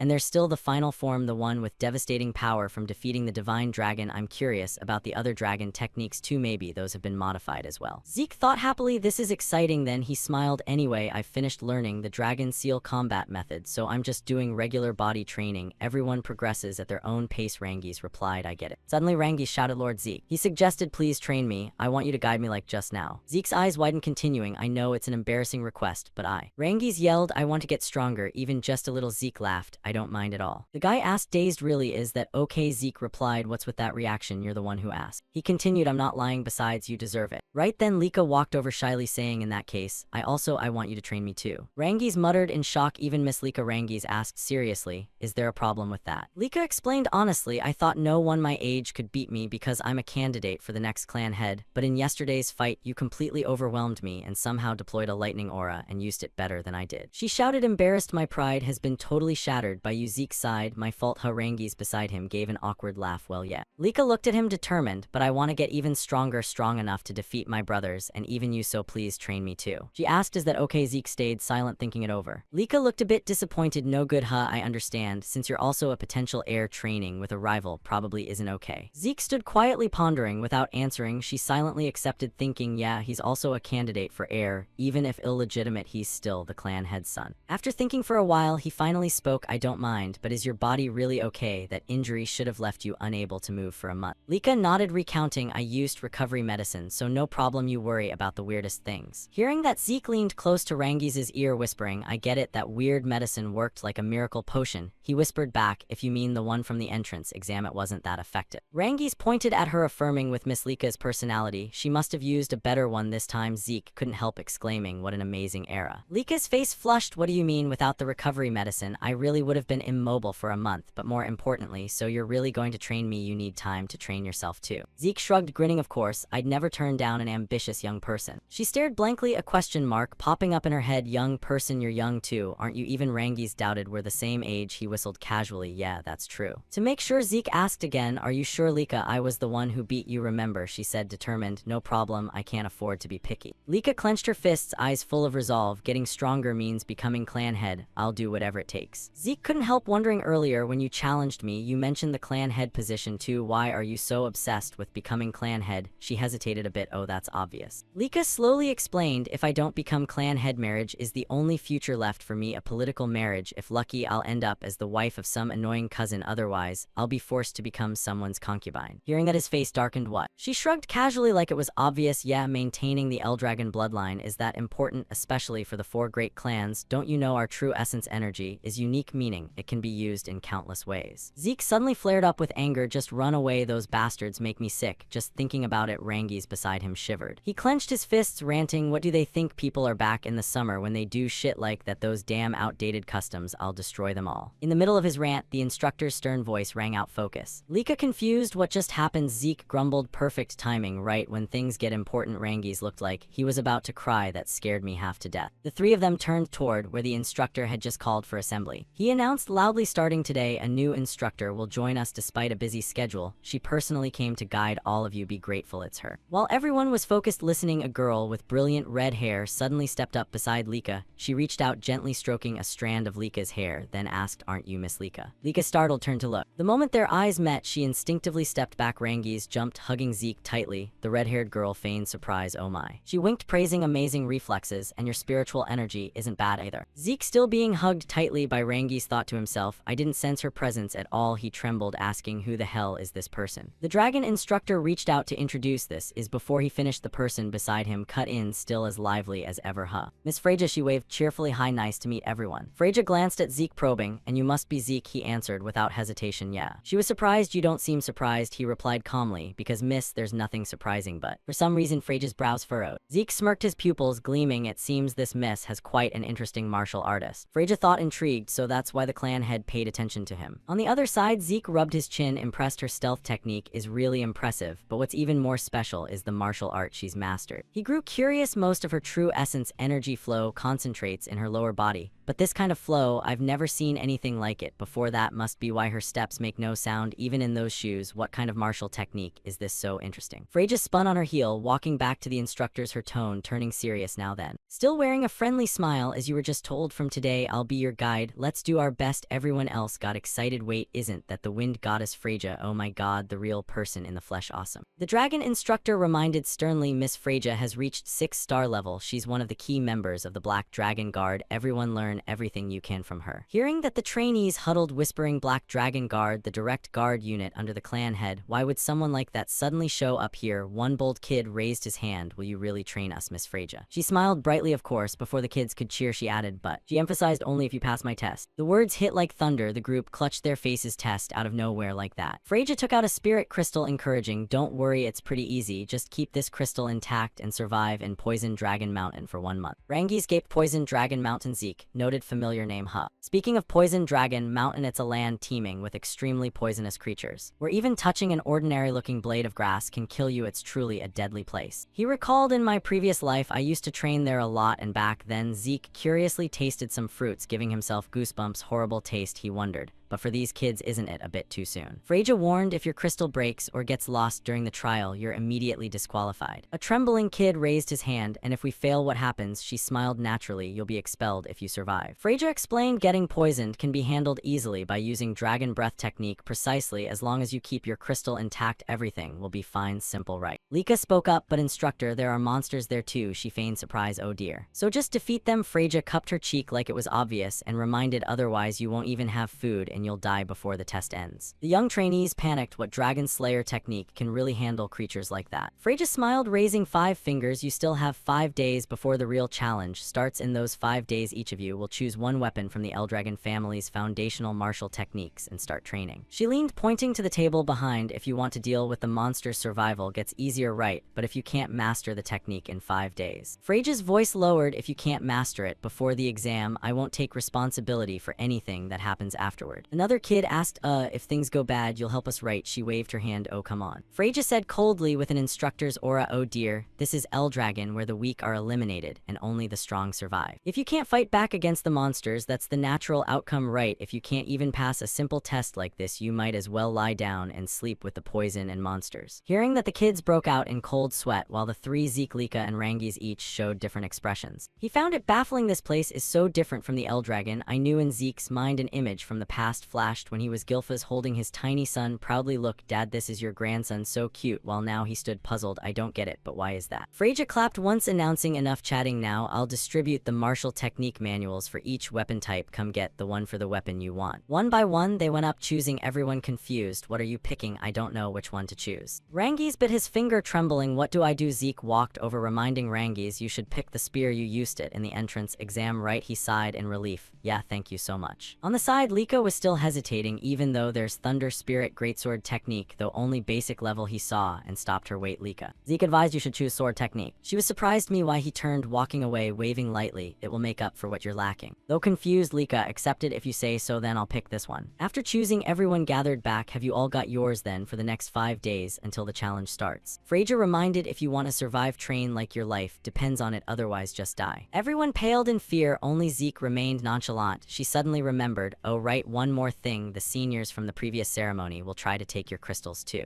Rangi shocked while he was delighted. That's more like it. Freja explained, the seniors from 10 years ago will join the challenge and their task is to take your crystals, but since there are more of you and Poison Dragon Mountain is huge, you might not run into each other. Though they'll definitely hunt you, so do your best, she said, waving her handkerchief and leaving. Rangi's pale, clutching his head. What, not only monsters, but even the seniors will attack us too? Lika frowned. The seniors from 10 years ago are all 2-star, and above even. I couldn't handle an ambush from multiple people, most others probably won't survive. Zeke just calmly stretched. Yeah, she snapped. Hey you, he suggested, if one person can't handle it, form a small group of 2 or 3. Cooperating to hunt monsters isn't forbidden, right? More people the better. Hearing that, Lika nodded. Makes sense. Rangis asked, confused, Lord Zeke, what will you do? He smiled, full of excitement. Me, of course, I'll enjoy the challenge solo. The guy gaped. Enjoy? Lika worried, but even alone, no, maybe you really can. Zeke walked off cheerfully. Come on, before training, let's go grab something to eat. She was speechless. You're really strange. Rangis agreed. Yeah, sometimes, yeah. 5 days later, as the sun rose over the mountain range, the first rays pierced through the leaves, awakening the still sleeping forest. All the trainees had gathered, everyone tense for the upcoming test. Freja announced, okay, perfect day for the test, everyone here, let's get started. At the campsite assembly spot, Rangis gripped his spear tightly, whispering fearfully to Lika, it's finally the day of the test. Lika, who was feeling both scared and anxious, just gave a quiet mum. Watching the other students busily working, some setting up tents, others carrying supplies, Rangis rambled on. Even though Lord Zeke said that going with Miss Lika like this might not be okay, after all, there are plenty of people in our class from more legitimate noble families than me. I'm just a commoner and I haven't even reached any star level yet. Even after pouring out all his worries to Lika, whenever he thought about these things, he trembled with fear again. Right then, a blonde boy and a green-haired girl approached from behind Rangis, having overheard all his anxious words. The green-haired girl spoke first to comfort him. We're all in the same boat, Rangis. By reflex, Rangis turned around, saw them, and with teary eyes happily called out Selene Raymond. Selene Selene glanced at Lika beside him, feeling both excited and shy, exclaiming, I still can't believe a commoner like me gets to team up with Miss Lika. Raymond didn't say anything, but nodded along, agreeing with Selene. Lika looked at the three Rangis, Selene and Raymond, encouraging them, nobly born or commoner. It doesn't matter, I chose to go with you guys because I recognize everyone's potential. Hearing that, Rangis quietly tightened his grip on the spear and said simply, I understand. But his voice was dead serious as he promised, I'll do my absolute best, I won't become a burden to everyone. Rangis's burning determination spread to the others. Raymond also vowed, I'll work hard too, so I don't disappoint your expectations. Miss Lika smiled, praising all three of them. Good, I'm counting on you guys. Then she turned to ask Zeke again, but are you really going alone? Zeke answered confidently, of course, I can't wait any longer. Selene and Raymond had also heard about Zeke's background. Selene looked at him in admiration, sighing, wow, I've been so worried this whole time, while Raymond admired aloud, so this is what sharing royal blood feels like. Hearing Raymond, Lika shouted, honestly, don't lump me in with him, I'm shaking too, you know. Zeke looked a bit stunned, innocently asking, Lika, you're scared, what is there to worry about, aren't you? And all the top students gathered here together. Hearing him say it so casually like it was no big deal, Selene, Raymond, and Rangis all fell silent, helpless, sharing the same thought, there are actually a lot of reasons to be worried, Lord Zeke. Not dwelling on it anymore, Lika teased, asking, do you really think they have potential? Zeke smiled, but answered very seriously, of course. Looking at Raymond and Selene, whom Lika had chosen, he genuinely praised her judgment. She successfully gathered the most promising students in the class. Lika's eye for people is pretty solid. Thinking that, he said firmly, their defensive and offensive abilities are both outstanding. Your test will be easy. Even though he was used to Zeke's calm attitude, right?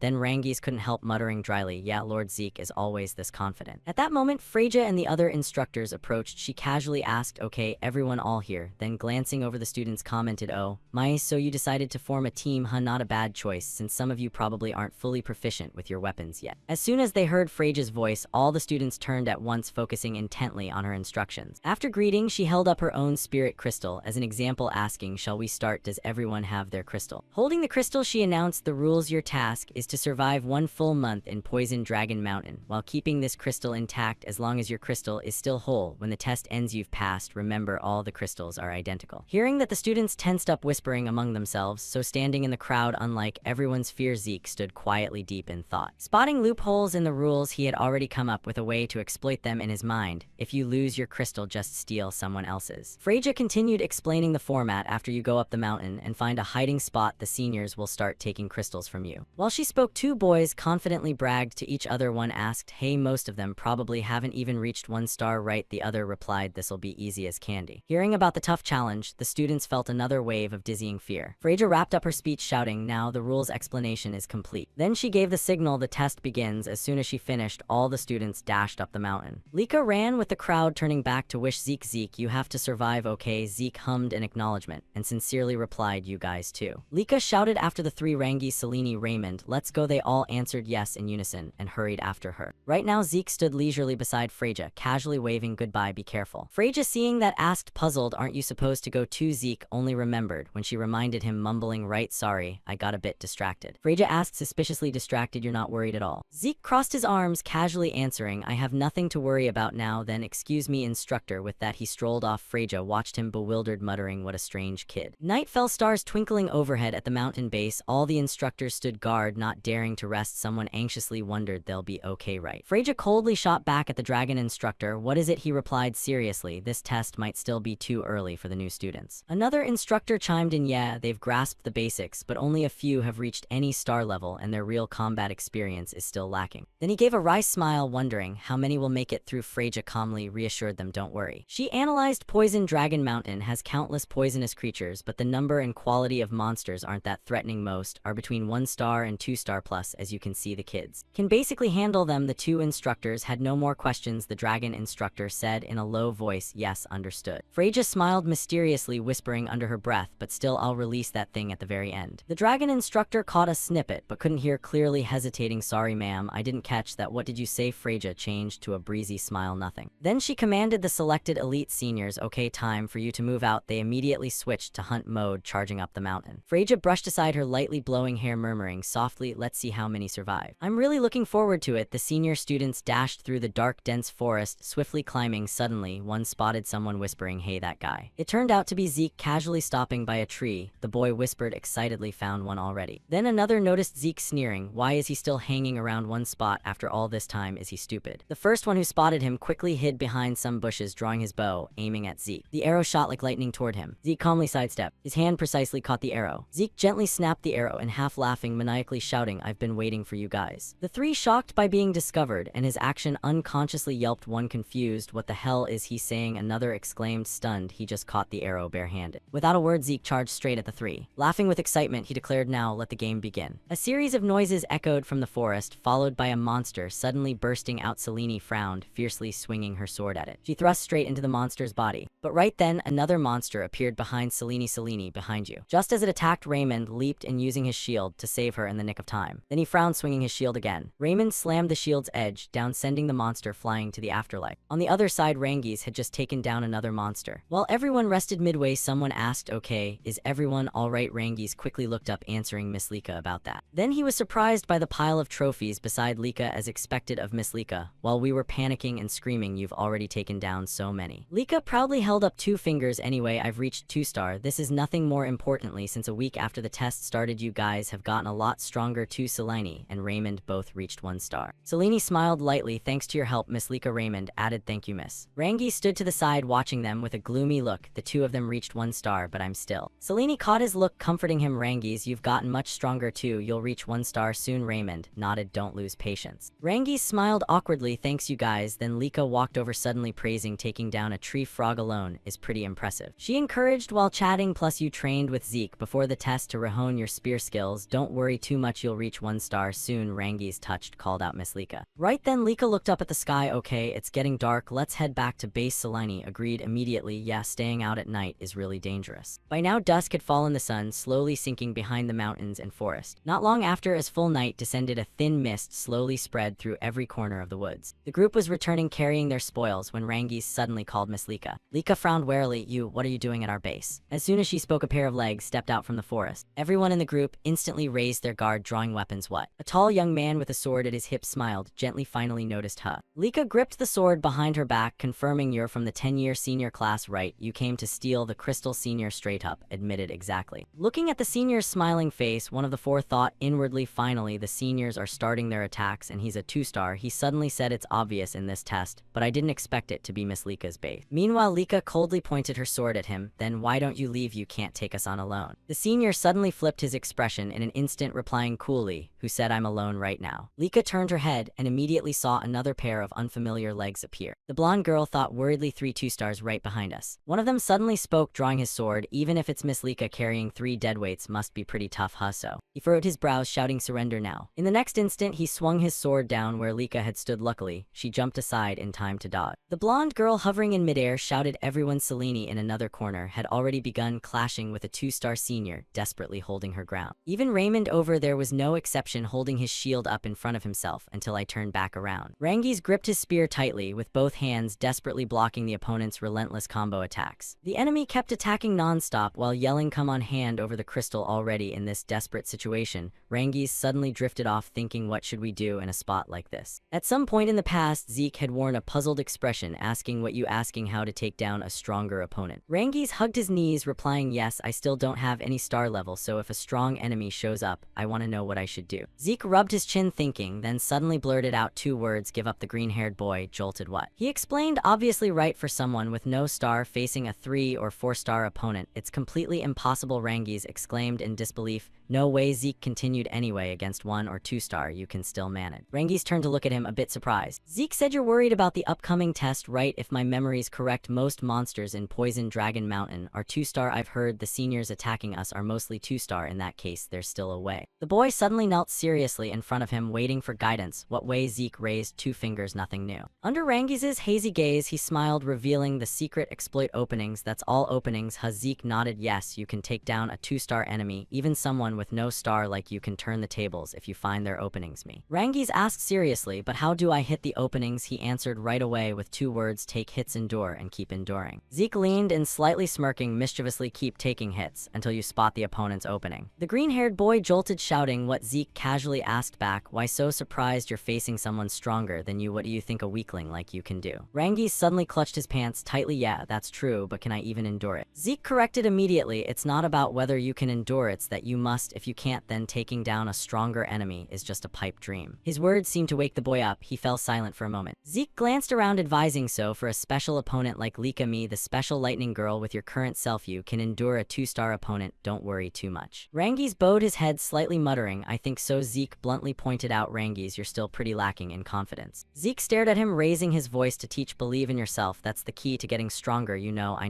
know, but before the green-haired boy could finish, Zeke pointed straight at his face, adding, let me give you one more piece of advice. Zeke grinned brightly, saying, don't overthink things. Under Rangi's unblinking stare, he spouted a whole philosophical rant. You don't need to think about finding openings or different powers. While in battle, Rangi's still holds his spear tightly, ready to strike at any moment. Just patiently wait for the opponent to show an opening, then thrust your spear right into it, that's all. The green-haired boy, kneeling on the ground, stammered, repeating, thrust straight with the spear. Zeke replied, yes, like this, the secret to defeating a stronger enemy. Back to the present, the opponent fighting Rangi's couldn't help exclaiming, this guy's tough as hell. Meanwhile, the boy kept blocking while inwardly reminding himself, yes, right now I'm weaker than this person, so I have to endure and wait no matter what until the opening appears. Even though his whole body was trembling, Rangi's wore a determined face, desperately blocking each strike. The opponent suddenly cursed, damn it. Then the guy leaped up, preparing to attack the green-haired boy from above. Die. Right then, Rangi's furrowed his brows with resolute eyes, gripping his spear and thrusting it forward. A green star suddenly appeared in the center of the vortex in his eyes. Rangi's powerfully thrust his spear straight toward that spot. In reality, he pierced right into the 2-star senior's abdomen, sending the guy's sword flying. There it is. In a daze before passing out, the guy muttered unwillingly, no way. Then he completely fainted in front of the exhausted, panting Rangi's. The star on the boy's chest suddenly shone brighter than before. Over on Lika's side, she furrowed her brows, charging forward. Looks like it's over on that side. The senior suddenly shouted in panic, no way, I'm also 2-star, but while blocking one of Lika's strikes, he gritted his teeth, hissing, how is the gap this big? Lika suddenly recalled the book with the axe symbol, thinking inwardly, because learning axe techniques, I have to put more power into the greatsword. That's why Zeke suggested axe skills to me earlier. Golden lightning bolts suddenly crackled around Lika, targeting us. Was your bad luck? Senior, seeing the lightning, his face paled, shouting no. In the next instant, she unleashed a high voltage surge, electrocuting the senior badly. It's over. After he collapsed unconscious, rolling on the ground, Lika quickly turned back. As soon as she returned, she asked worriedly, loudly, is everyone okay? Lika suddenly noticed Rangi's beside her with eyes shining like car headlights. In the next moment, all 4 cheered joyfully, we won. Selene happily congratulated Rangi's, congrats on reaching 2-star. Rangi's, you did it. Rangi's replied emotionally, thanks, you too, I'm so happy. Lika stood to the side watching with a light relieved smile. Now everyone has a star level, we can fight opponents on equal footing solidly. But she suddenly turned away, muttering, I wonder how Zeke's doing. At the same time, in another part of the forest, continuous noises echoed from the trees in the night. Some ponytail guy was running frantically, like fleeing from something. He ran crying, don't come here,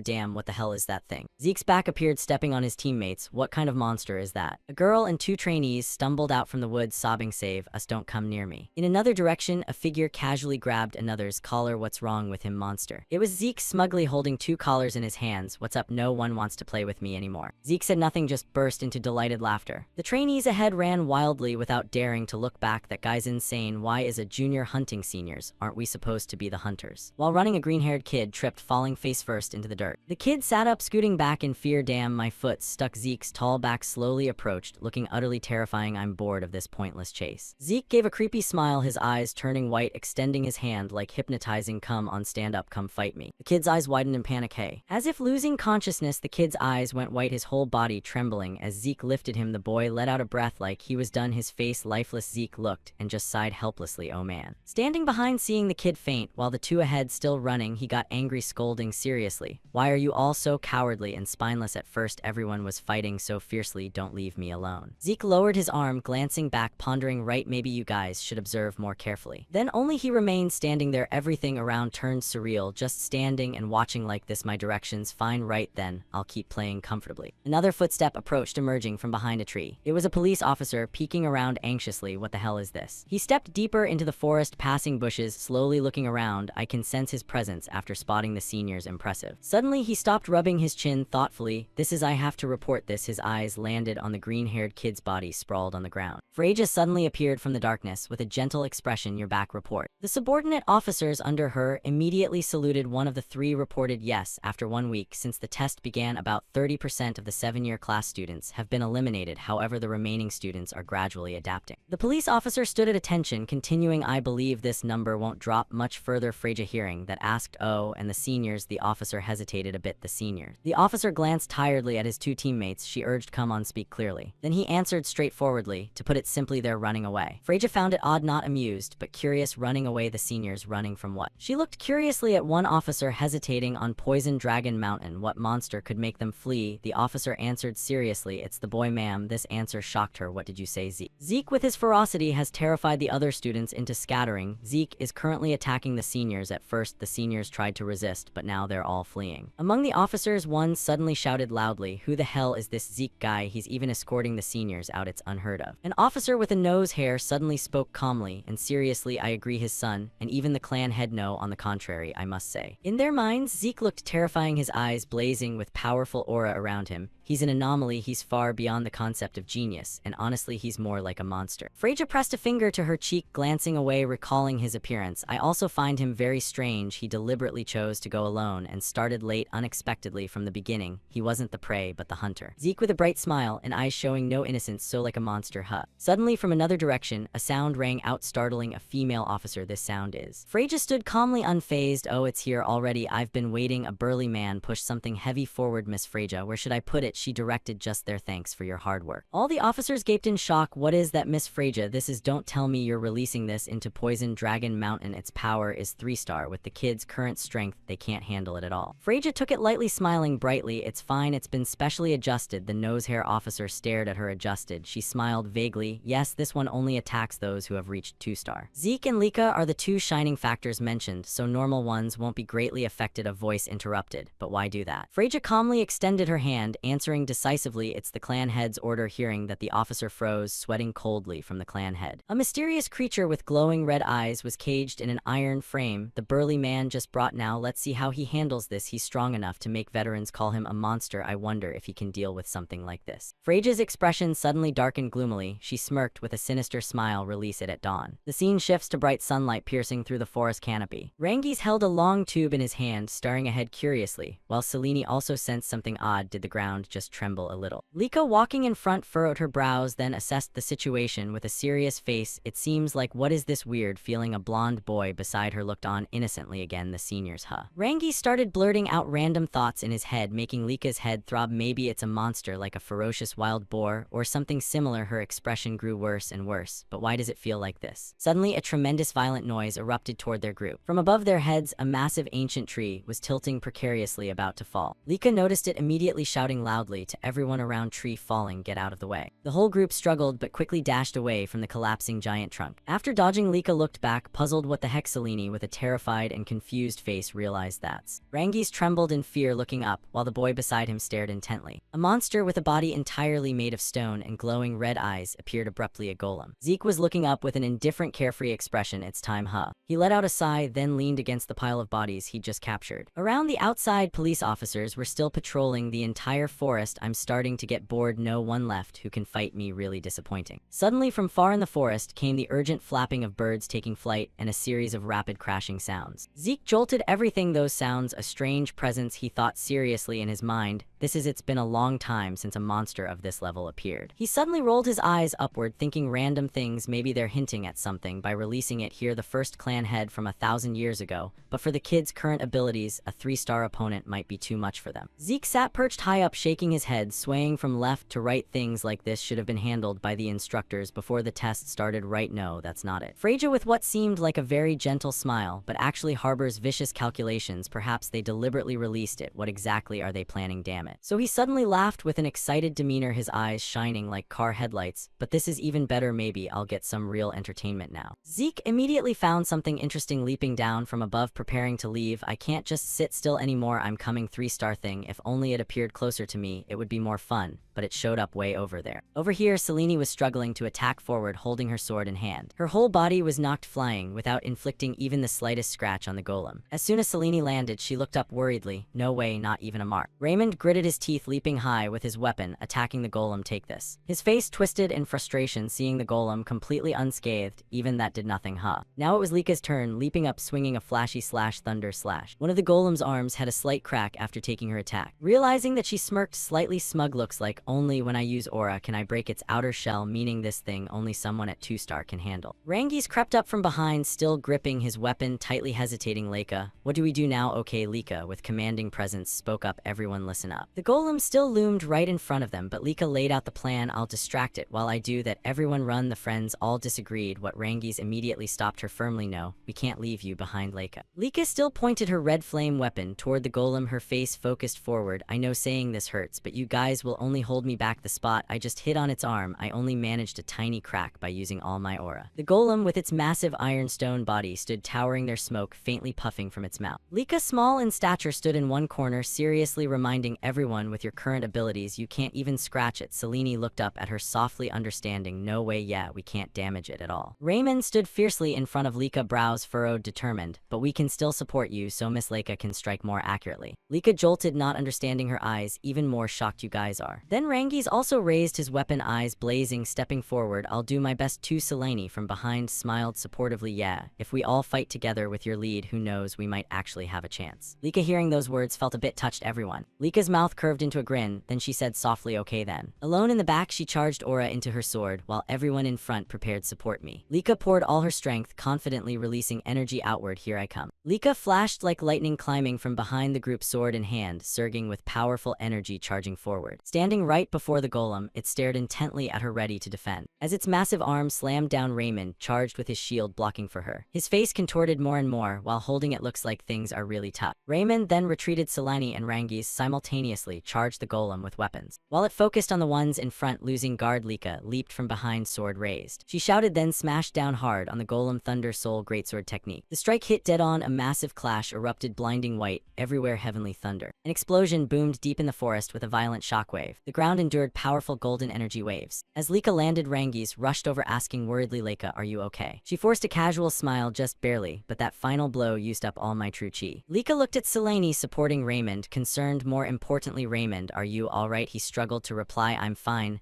Lika felt a bit relieved then. As soon as Lika firmly said the words from behind the golem, it suddenly loomed. Everyone, let's head back to base. Suddenly, Rangi's was shoved hard by Lika in one direction without time to react. So she took his place, letting the golem grab her in its massive palm. Lika. She felt suffocated pain in every squeeze of the golem. I let my guard down, it can still move after that. Selene, supporting Raymond, saw the scene, panicking. No way, it can still move after that. Raymond helplessly called her name in pain. Lika. Rangi's impulsively, without thinking, charged with weapon straight at the golem. Let her go, let go. The golem just jerked its massive arm upward, then looked down at him with cold eyes. Seeing that he panicked, Lika. A sudden gale from somewhere twisted everything nearby. The golem was suddenly blasted back by immense pressure, falling backward. One side of the golem's arm shattered from the destructive force. Lika tumbled free to the ground. Rangi seized the chance, rushing to her, running deep into the forest. You okay? She panted, confused. But what the? Zeke suddenly appeared with a weird laugh, shouting loudly, what's with all the noise? Lika looked up, startled, feeling something familiar. That voice Rangi's recognized, calling out Zeke. Zeke leaped out from thick bushes, moving swiftly. What's going on here? He looked excited, eyeing the golem ahead. What is this earth puppet? A moment later, a golden lightning bolt struck from the sky. This situation doesn't look good. Zeke didn't hesitate, sprinting toward it. That's lightning. So Lika's group got their first back in my prime. Distance like this is nothing to me. He was urgently eager to protect the kids. Lika's group full of potential, but against a 3-star, how long can they hold out? At this speed, he won't make it, so he braked hard. Okay, let's try that new technique I learned the other day. His hand gripped tightly around a nearby tree trunk. Let's see. Zeke poured all his strength, lifting the tree from the ground. He roared, building momentum, swinging the tree in a wide arc. He released, letting the tree rocket straight upward. Zeke watched, satisfied with the trajectory. Pretty good, huh? I thought this body might need skills. Good thing I bothered to learn. The most suitable cultivation method for him right now is dragon nurturing technique. This basic coiling dragon martial manual was given to the kids before the test, just like the close combat dragon thief method. It's not exactly a martial art, but more like a guidebook for basic movements and true chi circulation. He nodded in admiration. Turns out, it fits me perfectly after all in my previous life long-range attacks. Indeed, from 1,000 years ago, long-range attacks were all the rage. Zeke suddenly realized he still had to save the kids. No time for nostalgia. I need to do something now. Very quickly, he dashed through the trees, spotting Rangi's and Leica. Zeke grinned casually, waving, hey, everyone's still okay. Rangi's panicked, summarizing the current situation. Yes, but that's not the issue right now. That golem over there. Zeke's eyes lit up excitedly. Oh, so it's called a golem. He pointed at the charging thing, evaluating. It has aura, but no life force at all. Truly a strange being, startling the others. Zeke, careful. The golem charged thunderingly, swinging its arm down, his voice full of excitement while blocking its fist. Pretty tough shell, huh? With that hardness, probably unbreakable without aura wrap strikes, but beating it the normal way would be too boring. Saying that, Zeke smirked, flicking the golem flying backward. The two friends, already too used to it, weren't surprised anymore. Yeah, reckless as always, huh? Boring. Why is he like this? The golem steadied itself, clenching both fists, raising them overhead. Zeke's eyes turned dangerous, assessing, now considering the size maybe. And then its attack speed was lightning fast, slamming down toward his head. The ground seemed to sink, creating a shockwave. He grinned, warning the nearby kids, it'll be pretty dangerous, so back off. The kids immediately trusted and obeyed, turning to run. Yes, sir. Zeke planted his feet, firmly resisting the push. Now then. He channeled some strength into his arms, surging up, toppling the golem. Tough outer shell, huh? In his mind, a very bold idea formed. Then let's see if the inside is as tough. Zeke excitedly leaped high. Let me test it out. His fist smashed down onto the golem's stone body. Dragon annihilation form, first technique. He continued ravaging with the second form, explosive destruction, shattering its body. Instead of the outer shell, I'll pump explosive true chi inside and make it blow up from within. He clenched his fist, standing tall. How about that success, huh? Now this is getting interesting. His eyes blazed brightly, illuminating the entire forest. But Freyja's mood was anything but pleased. Clearly the seniors' test is to attack the juniors and steal their crystals, but you, a junior, attacked the seniors. No one's ever done that. She put hands on hips, scolding loudly. Because of you, none of them got any crystals. You ruined it for all of them, forcing everyone to retake the test. Zeke's attitude stayed nonchalant.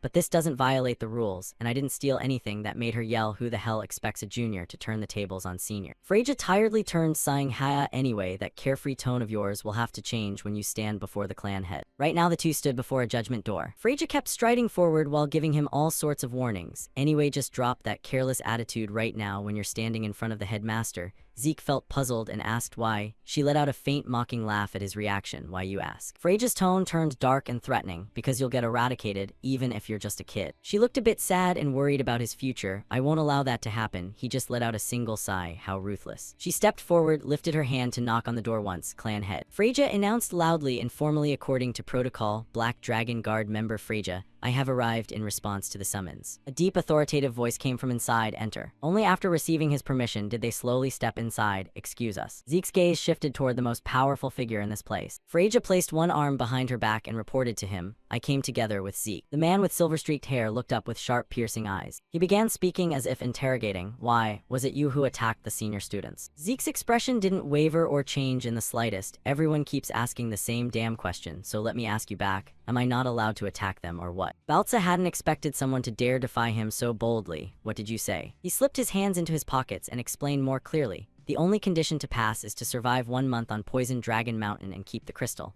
I didn't hear any other rules, so I followed what was given and used my time however I pleased. If there were any forbidden actions, they should have spelled them out clearly before it even started. Such arrogant words instantly made Freyja's face change color. She quickly shouted, trying to shut him up. Zeke, you're... Balza's eyes immediately darkened as an overwhelming killing intent radiated out. The ancient dragon seemed to awaken and let out a heaven-shaking roar. Freyja was crushed under the pressure until her knees buckled. This pressure, you'll die from it. Yet Zeke still stood exactly where he was with his hands in his pocket. He even spoke up loudly in warning. Stop threatening me, it's really annoying. This was the first time in his life facing a situation like this. He pursed his lips in disdain at Balza's actions. So the only reason you called me here was to ask about these trivial things? Suddenly, an abrupt question burst out. Exactly how did you do it? Those words left him stunned and confused. Do what? He repeated the unbelievable feat Zeke had accomplished. According to the report, not only did you defeat the seniors, but you also took down a golem. Moreover, the person standing in front of me right now is shockingly calm. Balza's eyes were filled with complicated and puzzled evaluation. How can an illegitimate child like you possess such power? He gave a light shrug as if it was obvious and began to speak. The reason for my strength, you ask? It's really simple. Zeke proudly pointed at his own confident face. There's no other reason except that it's my talent. Their eyes flashed with sparks, neither willing to back down. Finally, Balza waved his hand, not wanting to waste more time. Your attitude is indeed as arrogant as the rumors say. However, because you managed to defeat a golem, I'll grant you a treasure from the Dragon Vault or access up to the second floor of the Dragon Literature Pavilion. Choose one. Freyja on the side was completely stunned with wide eyes. What kind of reward is this? The places mentioned as rewards here, the Dragon Literature Pavilion and Dragon Vault, are repositories holding rare treasures collected by successive headmasters for over 1,000 years since the time of the founder Gilfas.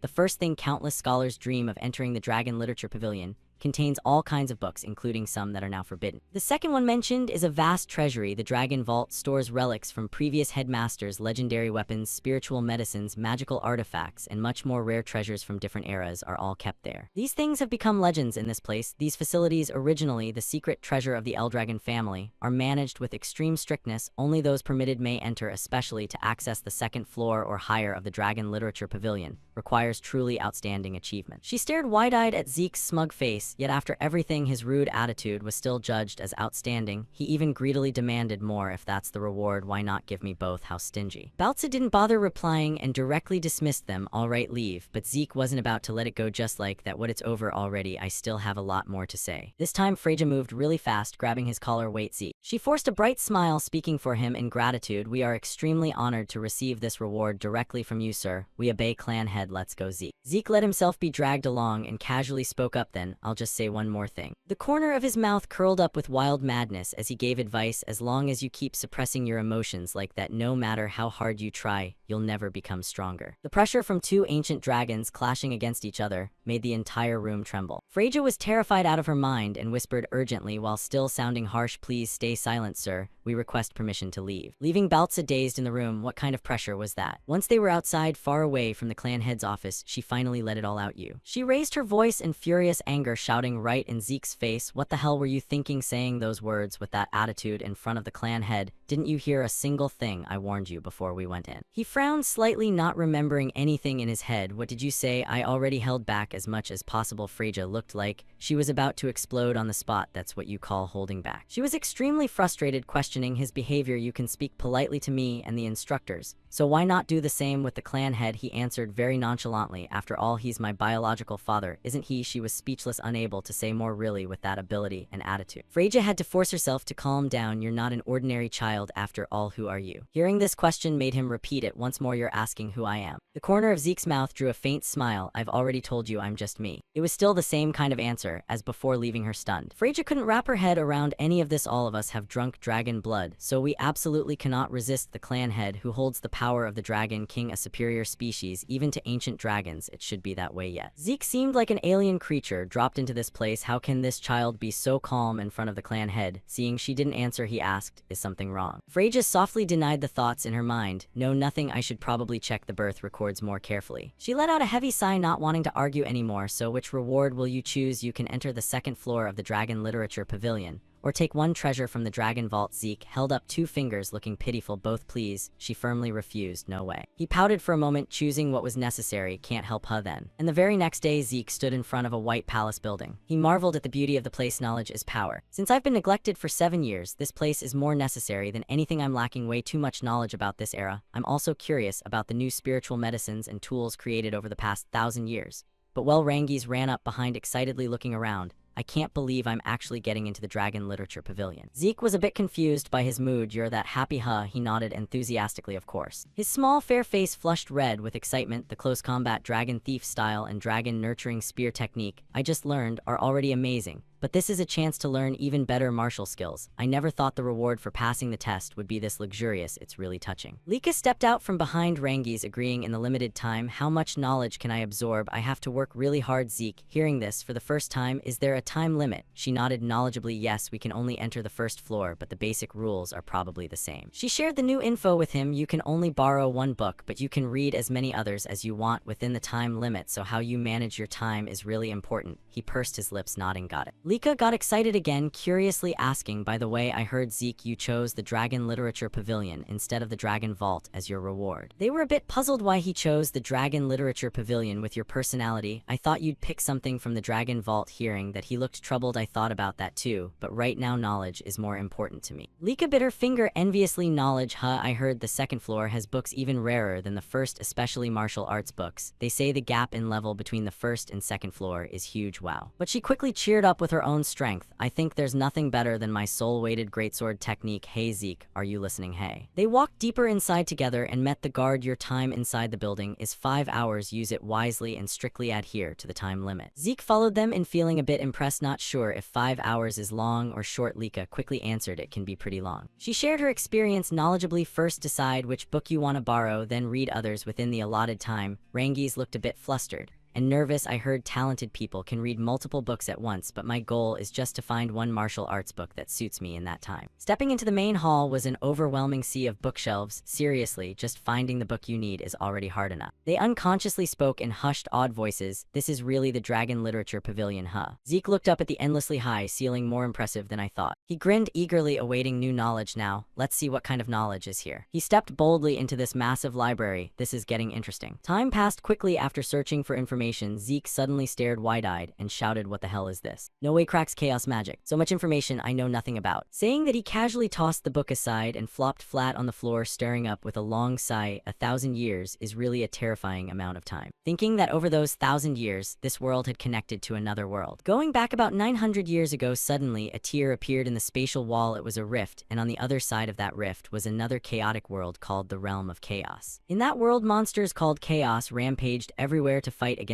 chaos. The people there cultivated a special energy source inside themselves. The Eldragon family fought alongside them against the chaos, and through the bonds formed on the battlefield, 4 mighty warriors from that world married into Eldragon Typona Levias, Bahamut, Fafnir. They are the founders of the 4 major branches of the Eldragon family that exist to this day. Thinking back, the furious roar earlier, shrouded in that strange black mist, and Leica's lightning halo too. So they all originated from another world. No wonder I didn't know anything. And what I'm most curious about is magic, a new technology brought from the other world. Where are the books teaching how to use it? Why isn't there a single one? Normally they should put stuff like that right next to the history books. Right as the protagonist spoke, his eyes sparkled like stars. However, his noise was immediately met with please maintain silence. Inside the building, someone spoke up. But that only made Zeke more curious. The voice had no aura, just sound. Could this be that thing, a technique that only transmits sound? Yet I can't sense any energy or source at all. At the same moment, suddenly the books around him seemed controlled by some power and floated up all around. Seeing that, Zeke got extremely excited and shouted, what is that? Oh, using source like threads to move objects. Huh, what an interesting technique. The reminding voice continued, please maintain silence.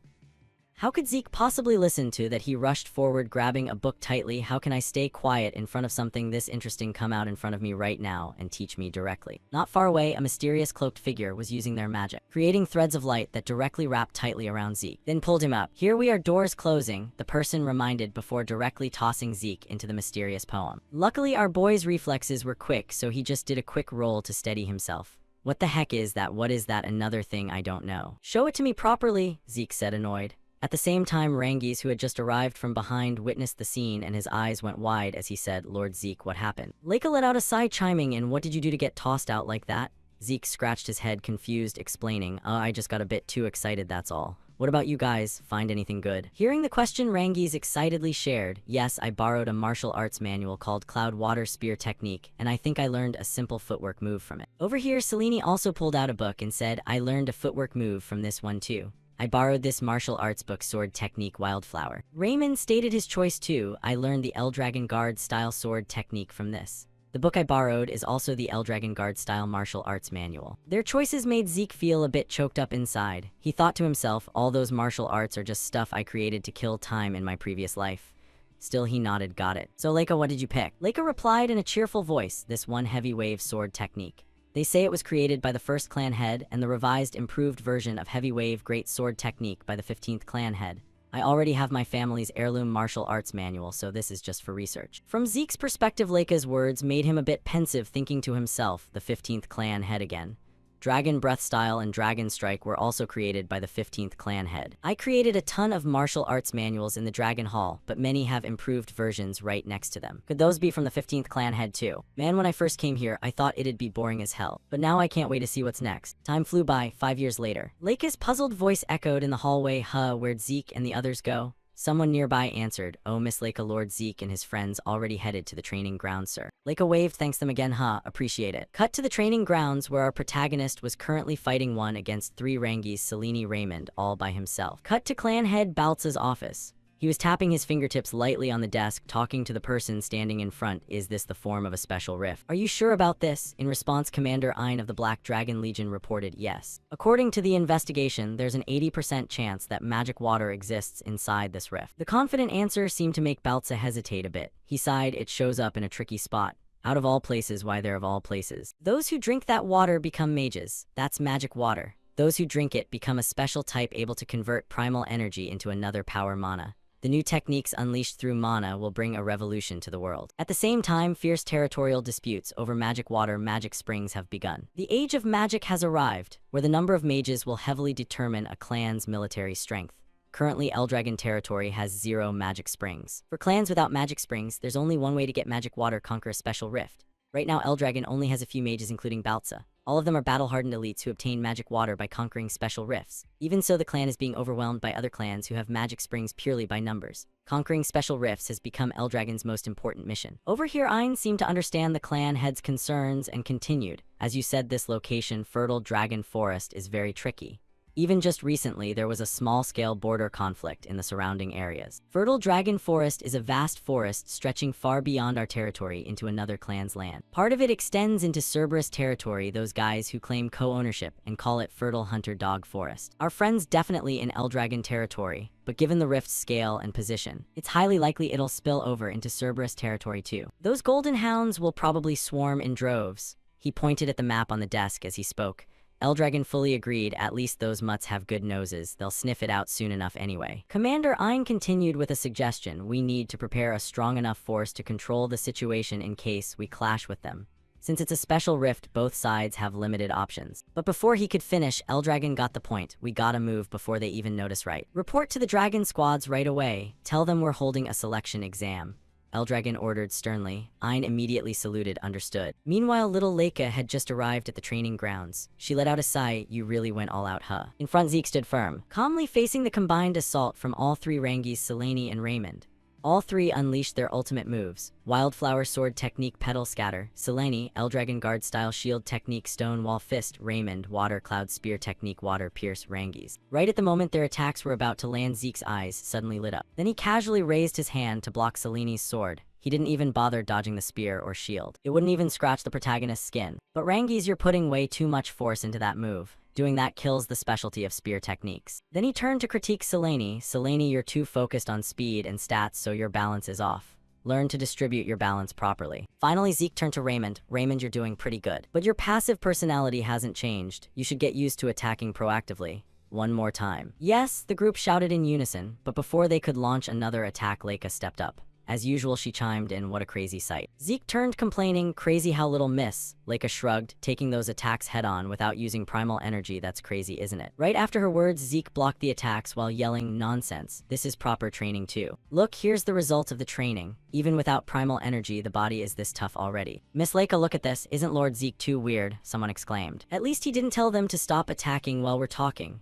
Another shouted. Meanwhile, someone just facepalmed, groaning. I think attacking nonstop, ignoring everyone is the weird part. On the other side, Raymond and Selene couldn't help but admire defense like this without primal energy. That's way too mysterious. Hearing that, Leica immediately explained, Zeke isn't human, so don't lump him in with us. You guys know what the upperclassmen call Zeke? The East District Monster Kid. Hearing that title, even Zeke couldn't hold back complaining. Isn't that kinda rude to me? Brushing it aside, the protagonist asked, so you got no business with us? Or are you here to join training? Leica wasn't there to chill. She came to deliver news. Training's fine, but first I got something to say. Looks like you'll be facing kids from the other dragon squads, and probably soon. The info surprised the others. What? I figured this day would come, but it actually happened. Selene asked for specifics. The next test. Leica shrugged. Who knows? Even I don't know that much. Zeke immediately asked, then how'd you know? Just watch the instructors, you can guess from their talks and actions. Leica explained calmly. Meanwhile, Zeke said he never paid attention to stuff like this. That seemed to annoy someone. Talk about a carefree heir candidate. But anyway, be careful. There's a guy in the West District, one of the other heir candidates who's gunning for us. To the warning, Zeke wasn't scared. He even felt a bit excited inside. Now that's interesting. I've been looking forward to it. Time flew by. A few days later, the kids started gathering at the training grounds. The protagonist's group seemed to have guessed the reason. Zeke whispered, Leica, probably that thing you mentioned before. Leica nodded, yeah, probably. Sure enough, right after Freja's voice rang out, everyone gathered. Shut your mouths. The kids saw her and went dead silent, not daring to make a peep. Their fearful attitude pleased Freja a bit. Good, starting today for the next 3 days. You'll fight kids from the other dragon squads. Next scene, seems like the kids hadn't heard about this beforehand, so the group buzzed with excited chatter, fighting kids from other areas. That usually only happens at graduation exams, right? Why so sudden? Up front, Phrasya of course heard the whispers, but she had no intention of explaining much. There are reasons I can't detail yet. But I'll say this, the winners of this tournament get a special mission. Just hearing that made the protagonist's eyes sparkle like stars. Inside, he felt a surge of excitement, a special mission that makes us fight like this, huh? Unaware of his thoughts, Phrasya continued, it'll be a single elimination tournament with 7 reps selected from each area, east, west, north, south. You gotta decide your reps by end of today. Clear. Among the kids, someone suddenly asked, those 7 get picked from our upperclassmen block, right? Too bad for him, Phrasya dropped bad news. Why do you think I gathered everyone here? I'm picking from all blocks. That shocked them even more. What? Even if you say that, what can the underclassmen even contribute? Besides us, no one can fight, they're just trash. At those words, the underclassmen looked flustered but didn't dare argue. Pretty Phrasya just ignored them, waving encouragingly, whatever as long as you decide by end of today. Right after she left upperclassmen, Rick stood up declaring loudly, listen up, the 7 reps will be picked from us upperclassmen. Obviously no objections, right? In response, how could little Leica hold back? She shot back immediately, actually I do object. It's unfair only calling upperclassmen. Shouldn't we pick from underclassmen too? I'm qualified for this. Over here, Rick saw her step up and smirked arrogantly. Well, if it isn't Miss Leica. Seems you're misunderstanding something. We're talking real strength here. You got it wrong. We're discussing ability. He spoke full of confidence, unaware that a second later Leica unleashed her power. 3 small glowing stars appeared on her 3 stars. Witnessing that, the upperclassmen group immediately paled in horror. What? 3 stars? No way. Rumors said she was max 2 stars. Since when? They stammered, making Leica press the advantage. I agree, pick based on strength. So is it true there are more than 7 upperclassmen stronger than me? Answer. If not, then pick from underclassmen too. Rick, knowing he was losing, still argued stubbornly. That's cause Miss Leica's an exception. The others can't compare to upperclassmen. Right then, Zeke's voice cut in, you guys are too damn loud. Rick's eyes bulged as he whirled, yelling, you bastard. What you just say? Zeke pursed his lips, repeating, I said you guys are too damn loud. I'm saying you upperclassmen yelling your mouths off, acting like underclassmen, are trash, right? So how about we all fight till only 7 are left standing, huh? The protagonist suggested with a super battle-hungry face. Even Leica couldn't handle those words. Zeke, that'll just cause a ton of violence issues automatically. Anyway, her point was, how about we hold a prelim for anyone who wants in? Anyone who wants to join challenge in 3 days regardless of class. What do you upperclassmen think? If you're confident in your strength, no problem, right? To Leica's proposal, the upperclassmen seemed to reluctantly accept fine, though I think it'll be a total waste of time. With that, they left. Meanwhile, Leica turned to Zeke. Alright, so Zeke, you joining the prelims too? Zeke grinned, of course. Plus, Rangi's, Raymond, Selene, you 3 should join too. The other 2 didn't react much, but Rangi's eyes went wide. Us? You want us to fight upperclassmen? Zeke seriously reminded, yeah. You've been training with me this whole time, right? If not, then what's the point? Show results now, or what's training for? Over here, swordswoman Selene was so anxious her vision blurred. Pressure. Overwhelming. She muttered while Raymond helplessly comforted, all we can do is give it our all. Turning to Leica, she asked the remaining underclassmen, that groups as usual. With those 3, anyone else wanna give it a shot? The group whispered among themselves, still our opponents are upperclassmen, no chance of winning. I mean, there are upperclassmen at least 3 stars. To Zeke, seeing the underclassmen starring so fearfully disappointed him a bit. Geez, at least show some guts. You gain the most fighting, stronger opponents. Whatever for now. Let's just see what they've got. That so-called strength the upperclassmen boast about. The 3-star seniors came charging in with their swords drawn and started provoking them. Selfishly annoying brats, what a pain. Even if they try their hardest, they don't stand a chance in hell. They deliberately shouted loud, hey, go easy on them. Except for Miss Leica, they're just a bunch of 2-star kids. Selene, Rangi's, and Raymond over there couldn't help but look terrified. Seeing that Zeke spoke up, what's wrong? You look worried. Rangi's hesitated. Well, I mean, they're up against the top 3rd-year seniors and 3 stars at that. He cut in, you've been training non-stop with me for the past 5 years, right? He continued, you guys did really well. Believe in yourselves a little more. Hearing that, both Selene and Raymond got pumped up again and replied yes, while Rangi's was still a bit anxious but mumbled yes too. One of the 3-star seniors suddenly rushed forward yelling, hey, cut the chit-chat, already top students, don't have time for this, come on, I'll teach you punks your place. After a while, the students sitting on the stands were watching and whispering to each other, what the hell is going on? No idea. The 3 stars had been taken down by the trio of Rangi, Selene,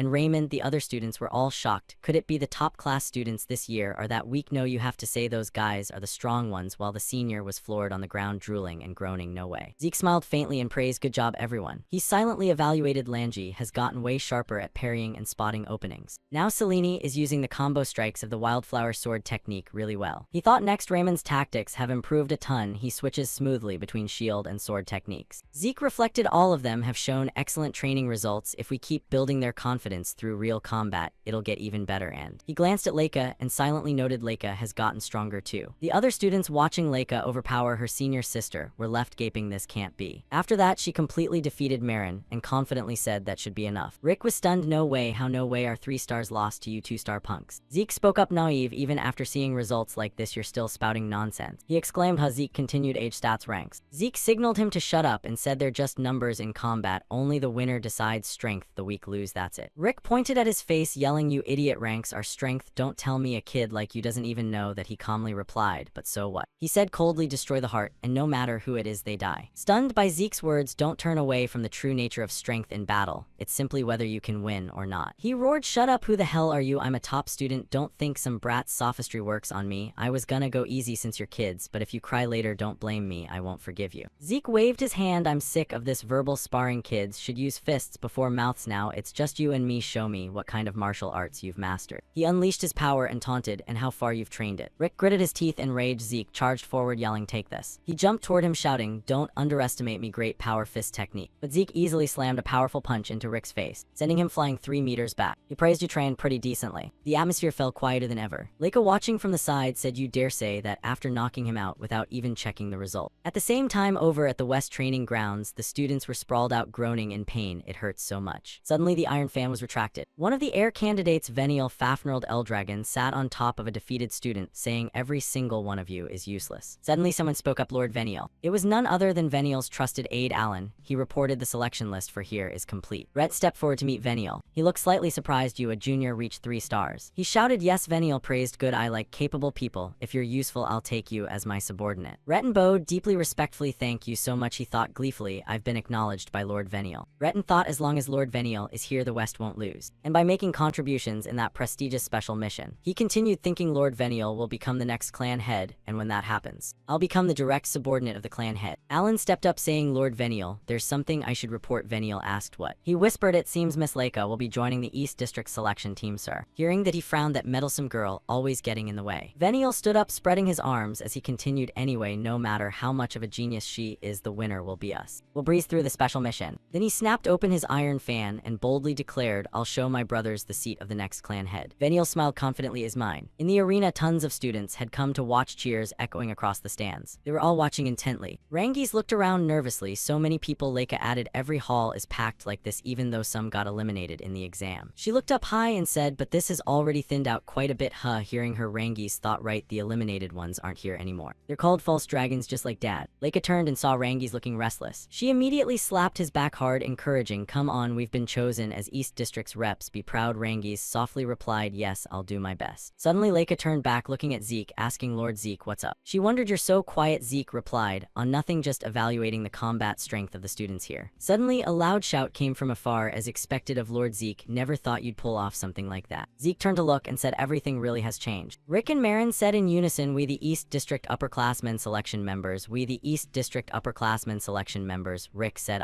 we. After that fight, we've changed our way of thinking. He declared loudly, even though I'm part of Eldragon, I genuinely respect the strong. Though a bit flustered, Zeke still replied, I see, not a bad thing, should be fine, while Rangis was crying, hugging his leg, saying, you startled me. Zeke crossed his arms thinking, except for East District, everyone else is 3-star as expected, no 4 stars. But he scanned sideways, observing and silently calculating. Zeke thought, next, now let's see what kind of ultimate techniques I'll get to witness this time. After a while, Leica was chatting with Rangis. Suddenly Sandy ran up, hugging her, calling Leica. She panicked, sis Sandy. Zeke, who was whistling, also noticed her. Sandy pinched Leica's cheeks, asking, long time no see, how have you been? No one's bullying you, right? She shyly pushed her away, I'm fine, really fine. Rangis puzzled, Miss Leica, who is she? She replied, this is my cousin Sandy Typhona, the beloved daughter of the Typhona clan head Sandy Typhona. Rangis, Selene, Raymond were all shocked, thinking Typhona, meaning one of the 4 great clans. Rangis couldn't hold back, oh my god. Sandy asked curiously, Leica, who are these kids? They're my teammates, my friends. stones. Hearing that she looked indifferent friends really hug getting along is good, but Sandy coldly judged, aren't they unqualified to be companions of an heir candidate? Zeke from afar said, you'll know once you fight. She spoke up, you are Leica quickly introduced, this is Zeke, he's a candidate like me. Sandy replied, a candidate, huh, don't tell me the rumored illegitimate child. He walked over confidently smiling at her. Sandy sneered, I never thought an illegitimate like you would still be alive. Leica quickly intervened, wait sis Sandy, why say that? She retorted, oh come on, even if he's illegitimate he's still your opponent, right? And you call him a friend with that attitude? You won't beat the other heir candidates. Moreover, none of those kids reached 3 stars. Is the East District's quality that bad trash? Hearing that, Rangi's Raymond and Selene looked flustered while Zeke pursed his lips. If you keep underestimating them like that, watch out, they might flip the script and leave you stunned. Sandy said coldly, what did you say? Just an illegitimate with nothing but the clan head's blood, no backing. She pointed accusingly, you're really advising me. He replied, just a warning. Sandy exclaimed, you. Suddenly, North District Rep Edgy's Vanblade stepped in to stop. Enough, don't cause trouble for other teams.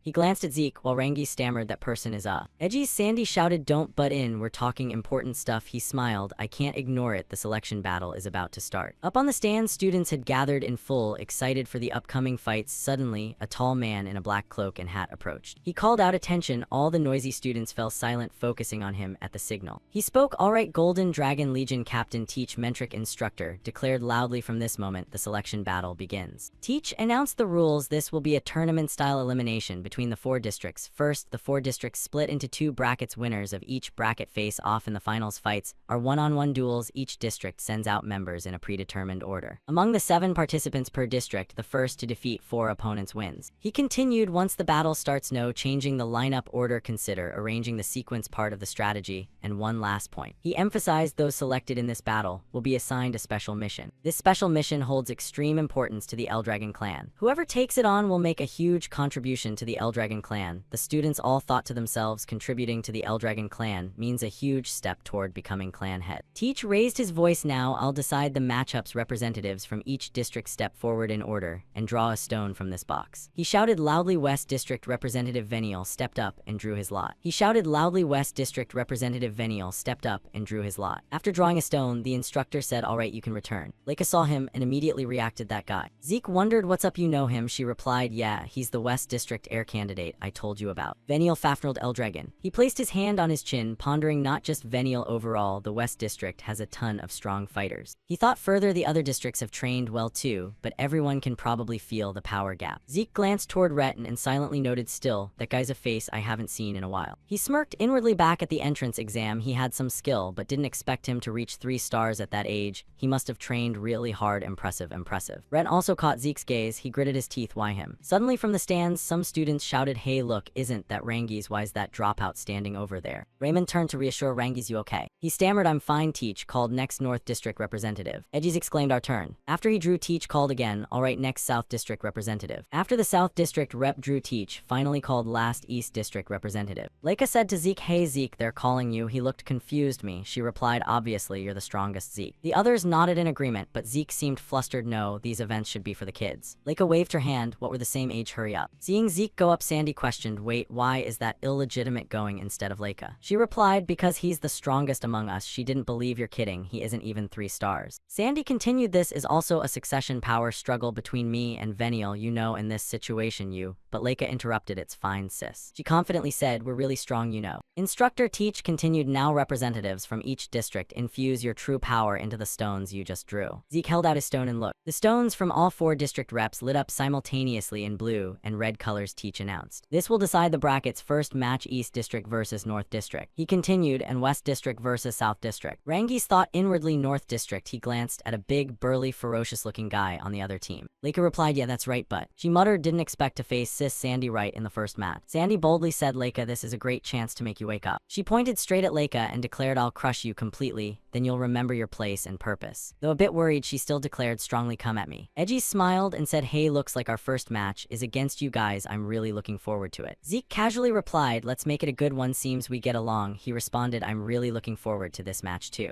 Veniel lounged arrogantly on the stand. Students from other districts did the same. The instructor announced first match, East District versus North District. Zeke and Edgy smiled, looking at each other. Rick clenched his fists, saying, Lord Zeke, I'll definitely win. Leica worried, I wonder if Rick's okay. He looks super tense. Zeke replied, yeah. Teach turned to both sides, asking, both sides ready then? He raised his hand high, signaling begin. Rick immediately leaped forward, throwing a punch at his opponent. Zeke crossed his arms observing and said, now let's see how it goes. Leica beside him asked from that look, it's gonna be tough, right? He answered, in battle, there's no such thing as guaranteed. Zeke turned to Leica confidently saying, except for me, of course, my win is absolute. Hearing that, she replied, I wasn't talking about you. He turned back, focusing on the match, and evaluated anyway. In terms of skill, the North District's fighter isn't much different from Rick, so as long as he fights normally, he'll win. Leica responded, normally, yeah, but this is our first time fighting in front of so many people, plus the pressure of representing the whole team. Meanwhile, in the fight, Rick seemed to be taking more hits and getting injured. Zeke smiled, saying, true, but for them. He commented on Sandy and Edgies, those two are exceptions. Probably. Leica added, sis Sandy, and he continued, those two are close to 4 stars already. Zeke continued, they won't be shaken that easily. In his mind, he thought Sandy, Leica's cousin, probably uses bloodline techniques, too good experience for Leica. The match ended with Rick completely knocked out, lying face down covered in wounds. The instructor announced, that's it, first match, North District wins. Seeing that, Marin fearfully exclaimed, I have to win. Marin. Leica comforted, don't stress too much, you'll be fine. After a while, Teach announced, second match, North District wins. Both Marin and Rick were beaten. Black and Blue trembling and crying, they said to Zeke, Lord Zeke, sorry we. He interrupted, completely overwhelmed by the arena atmosphere, right? Both softly, yes sorry. Zeke reassured, it's fine, if this were a real battlefield where life and death hang by a thread, it'd be different. He smiled, saying, but here it's a place to learn by testing your strength, not to kill each other. Lessons like today can only be experienced safely here. Zeke tried to lift their spirits, advising, this failure will become nourishment for you on the real battlefield in the future. Hone your skills. Marin and Rick in unison, yes, understood. He continued, but still, we've lost 2 matches in a row, right? So the next one is crucial, right? He turned, asking, right? Rangi's hearing that he panicked, don't make me more nervous, I've been freaking out since morning. Rangi's hesitated, and worse. He looked at the most ferocious looking member on the North team. Rangi's hugged Zeke, crying, my opponent is that scary senior, I'm terrified to death. He asked back, you've fought seniors before when we formed the team, right? Rangi's wailed, the East District seniors aren't scary like that. He cried, more fighting such a scary opponent in front of this huge crowd. Zeke patted his head, sighing, oh man. He put an arm around his shoulder, asking, Rangi's, look at your opponent, what weapon is he using? He looked over and replied, let's see, sword probably. Zeke smiled, saying, exactly, you're fighting a sword user, don't think anything else. He thrusts, parry. He continued, he slashes upward, retreat, he swings down, step in and thrust. Zeke instructed, just focus on handling the weapon right in front of you like always. Rangi's